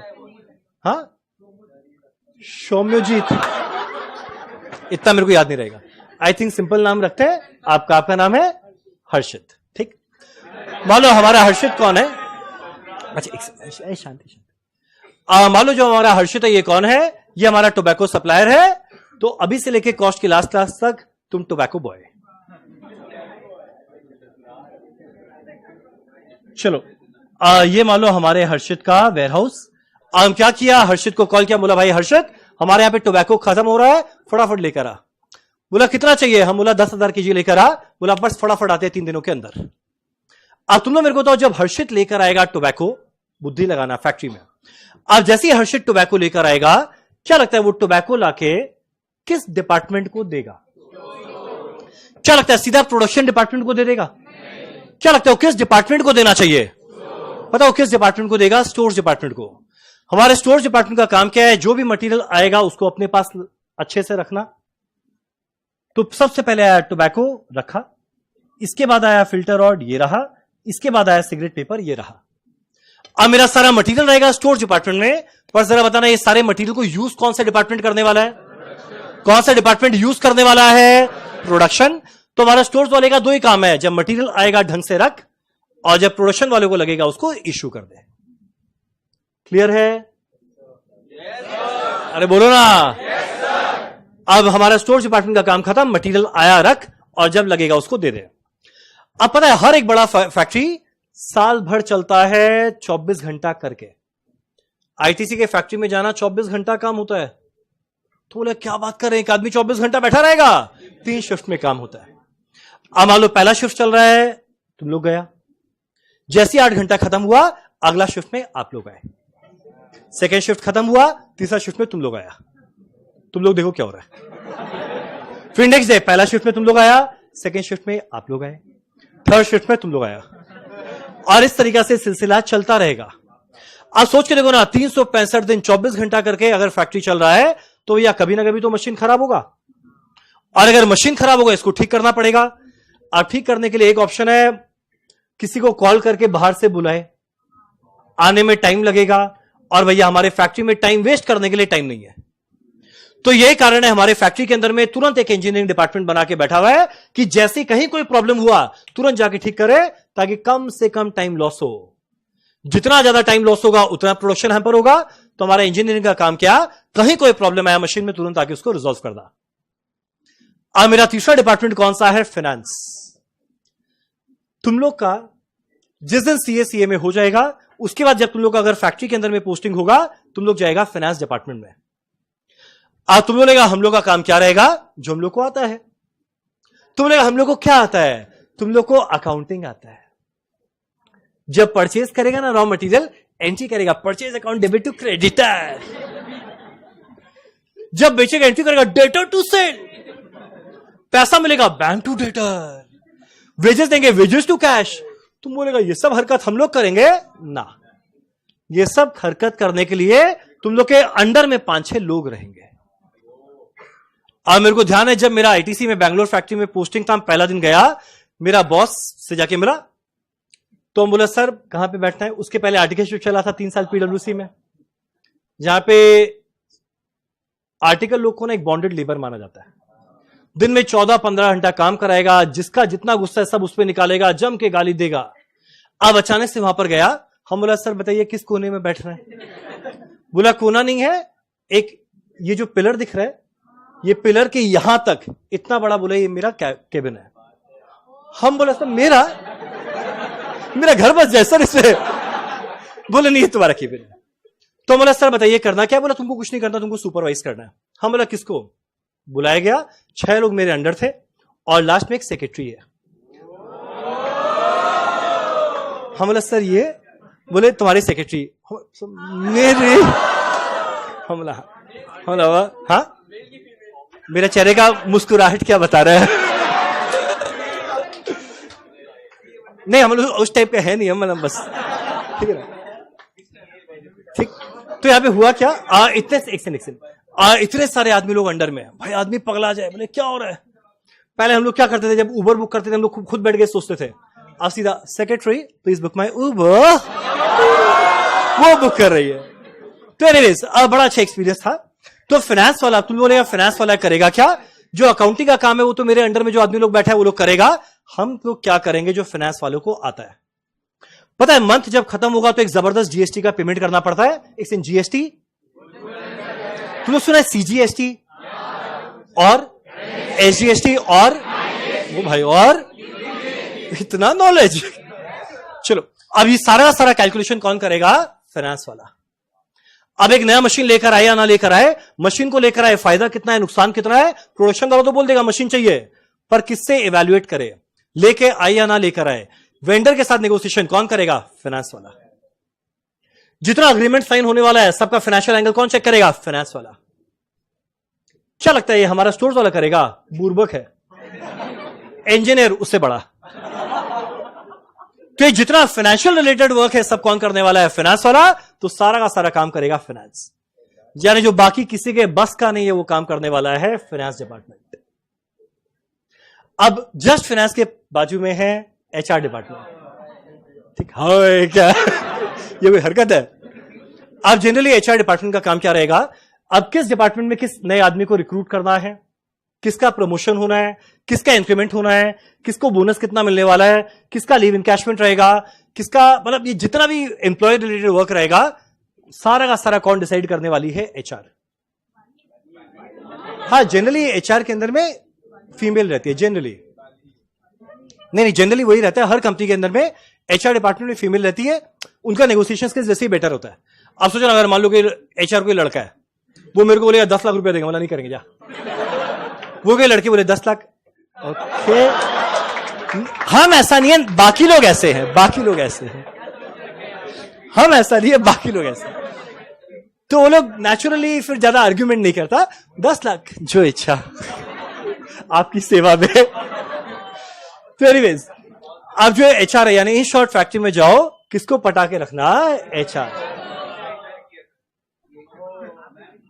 सर आप पटाए थे, हम उस टाइप का लगता है, लगता है अलग बात है नहीं। चलो अब मेरा अगला क्वेश्चन उठता है, मेरा जो सबसे इंपॉर्टेंट डिपार्टमेंट है जिस चीज के लिए फैक्ट्री बनाया गया है, वो ना स्टोर्स है, इंजीनियर, ना फाइनेंस, ना एचआर, वो कौन है, प्रोडक्शन डिपार्टमेंट, जहां पे असली में सिगरेट बनने वाला है। अब मेरा बस आज का लास्ट 5 मिनट 10 मिनट भी लगेगा, देख। अब भैया प्रोडक्शन डिपार्टमेंट को बनाना है सिगरेट, उसके लिए सबसे पहले इसको चाहिए रॉ मटेरियल। तुम लोग तो प्रोडक्शन डिपार्टमेंट किस डिपार्टमेंट से रॉ मटेरियल मांगेगा, स्टोर से मांगेगा। बोलेगा भाई स्टोर्स सिगरेट बनाना है, रॉ मटेरियल दे, वो सबसे पहले देगा टोबैको। अब जैसी टोबैको देगा वो सबसे पहले जाने वाला है कटिंग डिपार्टमेंट में। अब अभी मैं एक वीडियो दिखाएगा, उसमें दिखेगा जो टोबैको आता है ना वो इतने बड़े बल्क में आता है, सिगरेट होता है छोटा सा। आप सोचो इतने बड़े टोबैको को अगर रैप करके सिगरेट बना दे, इमेजिन करो इतना बड़ा सिगरेट, कितना वियर्ड लगेगा। एक आदमी यहां से फूक रहा है, बोले तुम इधर से ले लो, कोई ग्रुप एक्टिविटी थोड़ी है। तो यही कारण है जो इतने बड़ा बल्क टोबैको है उसको सबसे पहले छोटे छोटे पीसेस में कट किया जाएगा, और ये कट करने का काम कहां किया जाएगा, कटिंग डिपार्टमेंट में। अब एक बार ये कट हो गया, इसके बाद ये जाएगा मॉइस्चर फ्लेवर डिपार्टमेंट में। यहां पे फिक्स है 21% मॉइस्चर ऐड किया जाएगा। टोबैको इतना रफ है ना कि जब तक उसमें थोड़ा मॉइस्चर ऐड ना करे वो सही बनता नहीं है। अगर 21% से ज्यादा मॉइस्चर ऐड कर दिए तो टोबैको इतना गीला होगा, आग लगाएंगे जलेगा नहीं, इतना मॉइस्चर है। और अगर 21% से कम मॉइस्चर है तो बड़ा फटाफट सिगरेट खत्म होगा। तो एक फिक्स परसेंटेज है 21% मॉइस्चर ऐड किया जाएगा। इसके बाद अलग अलग तरह का फ्लेवर, ये लोग को आइडिया है क्या क्या, उनको तो आइडिया भी नहीं है, वो बाद में इनसे पूछ रहा। अब जब ये सब हो गया इसके बाद ये जाएगा पैकिंग में, और ये डिपार्टमेंट हमको बड़ा मस्त लगता है। भले हम यहां पे आदमी लोग बना दिए पर यहां पे आदमी का जरूरत नहीं पड़ता, सब कुछ ऑटोमेटिक है। टोबैको पहुंचा, फिल्टर और अपने आप लगेगा, सिगरेट पेपर अपने आप होगा, अपने आप कट होगा, अपने आप पैक में जाएगा, सब कुछ अपने आप हो जाता है। अब एक और सिगरेट बन गया। अब जैसे ही सिगरेट बना, अब इसके बाद पता है ये कहां जाने वाला है, पता है कहां जाने वाला है, सेलिंग एंड डिस्ट्रीब्यूशन डिपार्टमेंट के पास। सेलिंग एंड डिस्ट्रीब्यूशन का एक बहुत बड़ा वेयर हाउस है जहां पे सारा सिगरेट पहुंचा, और हमारा इसका काम पता है क्या है, जो सिगरेट पहुंचा इसके पास, ये क्या करेगा, इवेंचुअली हर कस्टमर तक पहुंचाएगा। तुम बोलेगा इतना पूरा कहानी क्यों बताए? पूरा कहानी बताने का कारण खाली एक है कि जब इवेंचुअली हर एक सिगरेट बिकेगा ना, हम लोग तो नहीं, जो आदमी खरीदने जाएगा, जब वो हर एक सिगरेट खरीदेगा, वो किस रेट में खरीदे, या हमारा आईटीसी कितना में बेचे, ये कैलकुलेट कर रहा है।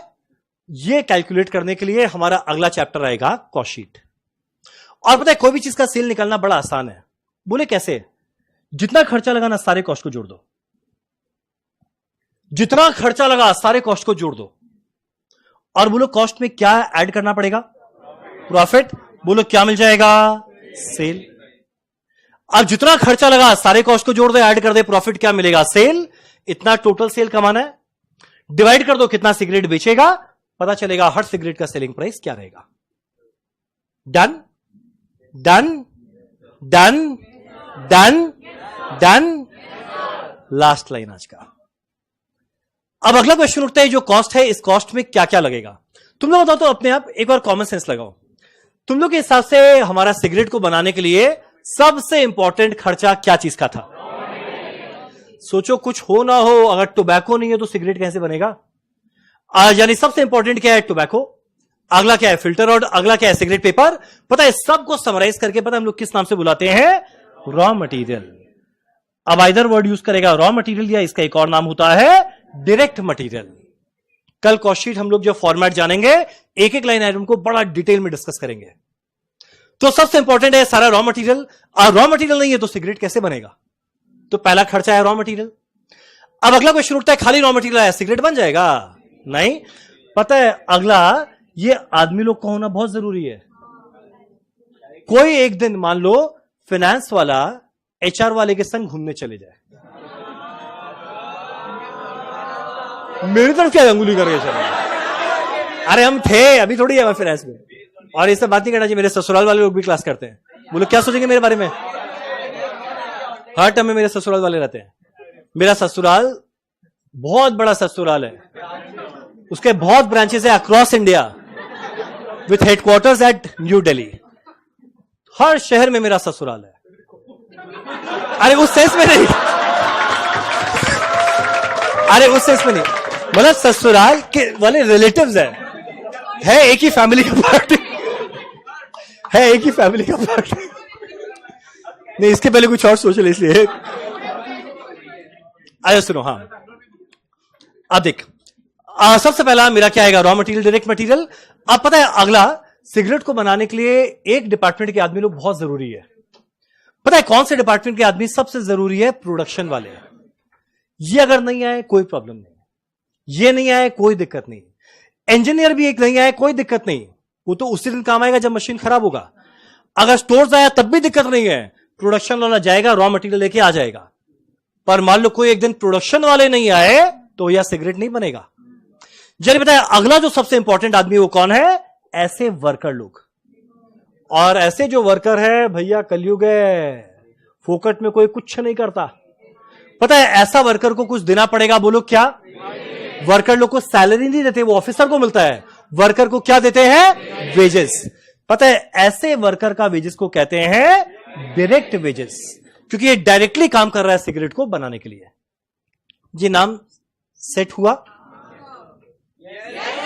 ठीक, पहला आया रॉ मटेरियल या डायरेक्ट मटेरियल, मेरा अगला आया डायरेक्ट वेजेस। अब एक और खर्चा होता है डायरेक्ट एक्सपेंस। ये क्या होता है? आज नहीं बताया, कल भी नहीं बताएगा, परसों बताएगा। बस एक वर्ड होता है डायरेक्ट एक्सपेंस। ये तीनों मिला के कॉस्ट आता है जिसका नाम होता है प्राइम कॉस्ट। मेरा अगला यह है प्राइम कॉस्ट। अब प्राइम कॉस्ट के बाद एक सेकंड, अब मेरा फैक्ट्री में, अरे भाई, अब मेरा फैक्ट्री में देख, इसके अलावा ना और बहुत सारा खर्चा लगेगा। मान लो फैक्ट्री का रेंट हो गया, मान लो फैक्ट्री का इलेक्ट्रिसिटी हो गया। अब जो बाकी डिपार्टमेंट के अंदर में आदमी लोग हैं, इनका सैलरी या वेजेस हो गया, तो फैक्ट्री में और भी तो बहुत खर्चा लगेगा। वो पता है हम लोग प्राइम कॉस्ट के बाद लिखेंगे फैक्ट्री एक्सपेंस। वर्ड होता है ओवरहेड, पर हम आज वो यूज कर नहीं रहा है, कल जानेंगे। Factory expense. अब इसके अलावा पता है मेरा हेड ऑफिस के अंदर में बहुत सारा खर्चा लगा। अब हेड ऑफिस के खर्चा को बोलते हैं ऑफिस एंड एडमिनिस्ट्रेशन एक्सपेंस। अब अगला पता है मेरा मार्केटिंग में बहुत सारा खर्चा लगा। पता है इसका नाम क्या होता है? सेलिंग एंड डिस्ट्रीब्यूशन एक्सपेंस, मिला के आया टोटल कॉस्ट, ऐड के प्रॉफिट क्या आया, सेल। डन। तो प्राइम कॉस्ट तक बड़ा इंपॉर्टेंट खर्चा। बाद में देखो हम तीन ही चीज बनाया था, एक फैक्ट्री का खर्चा, एक हेड ऑफिस का खर्चा और एक मार्केटिंग का खर्चा। चलो डन। अब एक काम करते हैं, हम फटाफट एक वीडियो दिखाता है, वीडियो दिखाते हैं हम संग संग में ना कुछ कमेंट्री करता रहेगा, वो सुनना, वो हमारे कॉस्ट शीट में बहुत काम आएगा। हैप्पी? पर आगे बढ़ने के पहले बस आज जो हम तीन चीज बताए मेरे को जरा बताना। सबसे पहले हमारे कॉस्ट अकाउंटिंग का डेफिनेशन पहला बताना है, denotes the method of accounting which deals with principles, method and technique used by top management for decision making. अब मेरा ऑब्जेक्टिव ऑफ कॉस्ट अकाउंटिंग है कुल मिलाकर चार। पहला प्रोडक्ट वाइज सेल, अगला प्रोडक्ट वाइज सेल मिला, कॉस्ट मिला, प्रॉफिट। जैसे ही प्रॉफिट मिला कौन तैयार है क्या लेने के लिए, कितना लेगा, 2 या 3। पहला लॉस मेकिंग को क्या करे या क्या करे, कंटिन्यू या डिसकंटिन्यू। प्रॉफिट मेकिंग का एक रेशियो निकालेंगे, जिसका रेशियो ज्यादा है उसके सेल को बढ़ा दो ताकि प्रॉफिट बढ़ेगा। तीसरा क्या था, cost control and cost reduction comma if possible. हम एक्सपेक्ट तो नहीं करते, स्टिल हम पूछ रहे हैं। यहां पे हम जो 6 लाइन बताया ना, तुम लोग जरा बताना सबसे इंपॉर्टेंट कॉस्ट एक सिगरेट को बनाने के लिए पहला क्या था, रॉ मटेरियल या डायरेक्ट मटेरियल। अगला सेकंड वाला खर्चा क्या है, अब डायरेक्ट वेजेस बताओ कौन से डिपार्टमेंट के वर्कर का वेजेस है, प्रोडक्शन डिपार्टमेंट। मेरा तीसरा क्या आने वाला है, डायरेक्ट एक्सपेंस। याद है तीनों मिलाकर प्राइम कॉस्ट है। प्राइम का मतलब मोस्ट इंपॉर्टेंट या मोस्ट एसेंशियल। अब इसके बाद फैक्ट्री का बाकी खर्चा, factory expense. Second head office का खर्चा, ऑफिस एंड एडमिनिस्ट्रेशन। अगला मार्केटिंग का selling and distribution expense.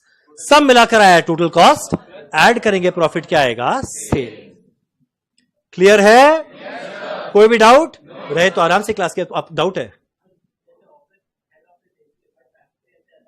Correct. तो जनरली क्या करते हैं, इस हेड ऑफिस के कॉस्ट को हम लोग सब में अपोर्शन करते हैं, ये हम लोग तीसरा क्लास में जानेंगे। ठीक, चलो एक काम करते हैं, फटाफट तुम लोग को दिखाते हैं एक वीडियो किस तरीका से बनता है। और हम ना बहुत सारा कुछ कुछ वर्ड बोलेगा, सुनते हुए चलना। ठीक,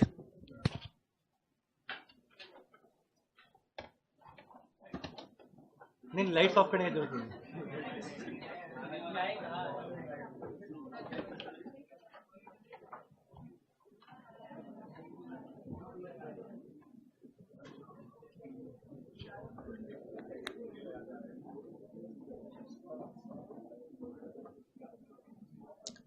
सबसे पहले जो हम सिगरेट वाला बताया ना, बता रहा है, उसमें बताते हुए चलेगा क्या डायरेक्ट मटेरियल है, क्या ये सब कुछ।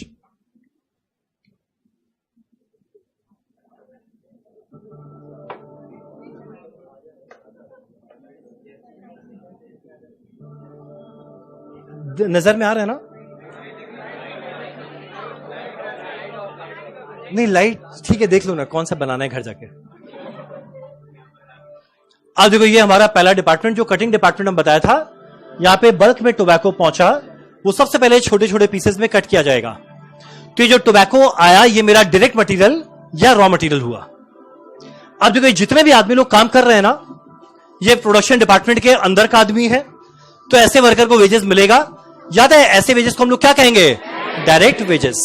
चलो वेरी गुड, इसको हम थोड़ा आगे बढ़ा देगा फटाफट।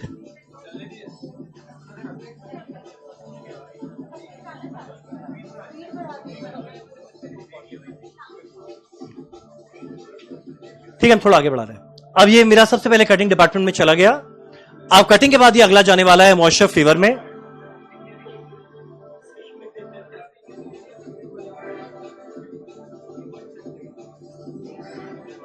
अब देखिए जो ये वेपर जैसा दिख रहा है, यहां पे मॉइस्चर को ऐड किया जा रहा है और साथ में फ्लेवर को ऐड किया जा रहा है।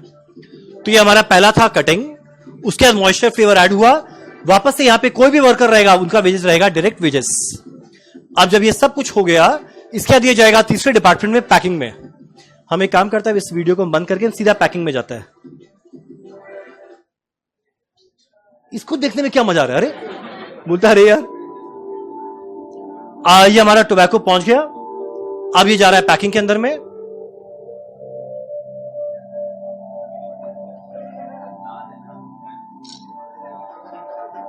यहां पे ये तो चलो फर्स्ट वाला ही चल रहा है। हाँ, ये हमारा सिगरेट पेपर रहा, ये फिल्टर रॉड रहा। अब किस स्पीड में सिगरेट बनता है, हम थोड़ा और आगे कर रहे हैं। ये स्पीड में सिगरेट बन रहा है। अब एक बार जब ये बना, अब सबसे पहले पता है ये छोटे पैक में जाएगा। एक पैक में कितना सिगरेट रहता है? आई थिंक 10 रहता है। तो जो फर्स्ट पैक में जाएगा उसको कहते हैं प्राइमरी पैकिंग। ये कल कॉस्टशीट में काम आएगा। 10-10 सिगरेट बन के फर्स्ट पैक में गया, एक हम फर्स्ट पैक में लेके जाता है।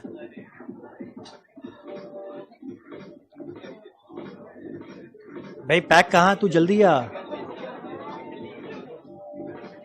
हाँ अब देखो ये फर्स्ट पैक के अंदर में जाएगा।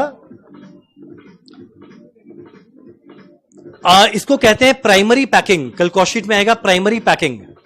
अब जो छोटा छोटा पैक हो गया, बाद में एक बड़े कार्टन में इसको डाला जाएगा। जो बड़े कार्टन में डाला जाएगा उसको कहते हैं सेकेंडरी पैकिंग। तो जो पहला पैक हुआ प्राइमरी, सारे छोटे छोटे जो आया वो एक बड़े कार्टन में जाएगा।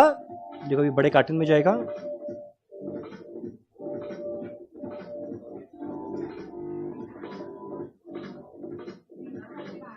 हाँ ये जो बड़े कार्टन में गया इसका नाम क्या है? Secondary packing.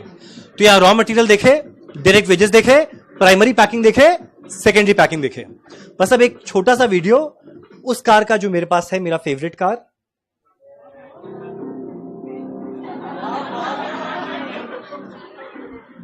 मेरा फेवरेट कार है। गंदा क्यों है? अब इसमें स्किप नहीं करेगा, 2 ही मिनट का है। इसको हम, इसमें मेरे को बहुत कुछ समझाना भी है। अब जब कार बन रहा है, सबसे पहले देखो बहुत सारा पार्ट्स उसमें लगेगा। अब जो पार्ट, जो मटेरियल से हमारा कार बना, वो सारा रॉ मटेरियल या डायरेक्ट मटेरियल रहेगा। अब कार को बनाने के लिए वर्कर भी लगते हैं, संग में रोबोट भी लगते हैं। अब जो वर्कर का वेजेस है वो तो डायरेक्ट वेजेस में चला जाएगा, पर जो जितना भी रोबोट का खर्चा है वो फैक्ट्री के अंदर में है, वो फैक्ट्री एक्सपेंस में जाएगा। बताया था ना फैक्ट्री एक्सपेंस, तो ये फैक्ट्री एक्सपेंस में जाएगा।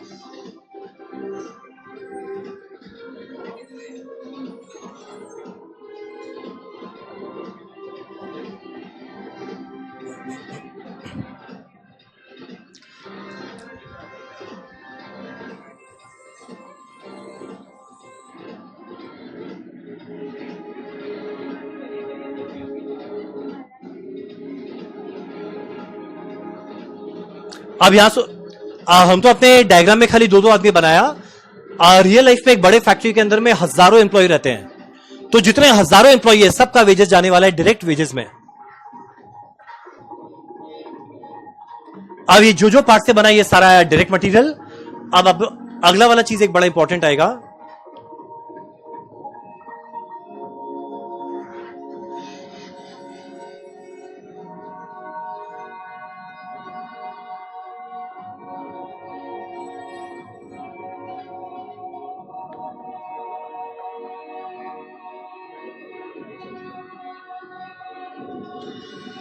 अब अगला, अब एक और कार बन गया ना, इसका बहुत सारा क्वालिटी को चेक किया जाता है। सबसे पहले हो रहा है ब्रेक टेस्ट, कि भाई एक बार गाड़ी चला रुकेगा ना। अब एक ब्रेक टेस्ट को पार करता है, ये ब्रेक टेस्ट चल रहा है। अब इसके बाद आएगा शावर टेस्ट, कितना भी तेज बारिश हो जाए उसको ये सस्टेन कर पाएगा ना। अब एक और ये शावर टेस्ट निकला, इसके बाद होता है रोड टेस्ट।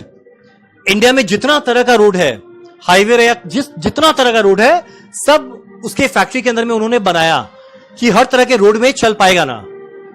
ये चल रहा है ट्रैक टेस्ट या रोड टेस्ट।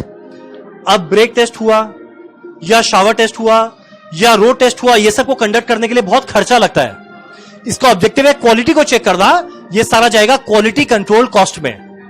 तो जब कल पढ़ेंगे कॉस्ट शीट, उसमें खर्चा आएगा क्वालिटी कंट्रोल कॉस्ट। ऑब्जेक्टिव क्या है? क्वालिटी को चेक करना। ठीक,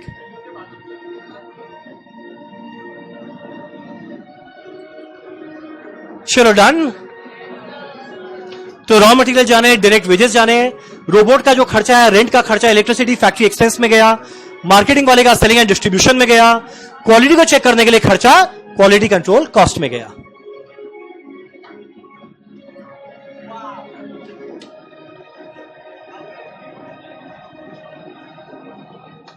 चलो डन, चलो डन। चलो इसी के साथ हमारा आज का क्लास होता है खत्म। हम लोग कल स्टार्ट करेंगे हमारा पहला चैप्टर कॉस्ट शीट।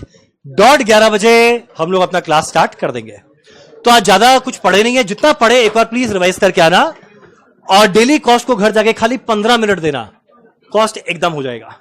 चलो done, thank you so much.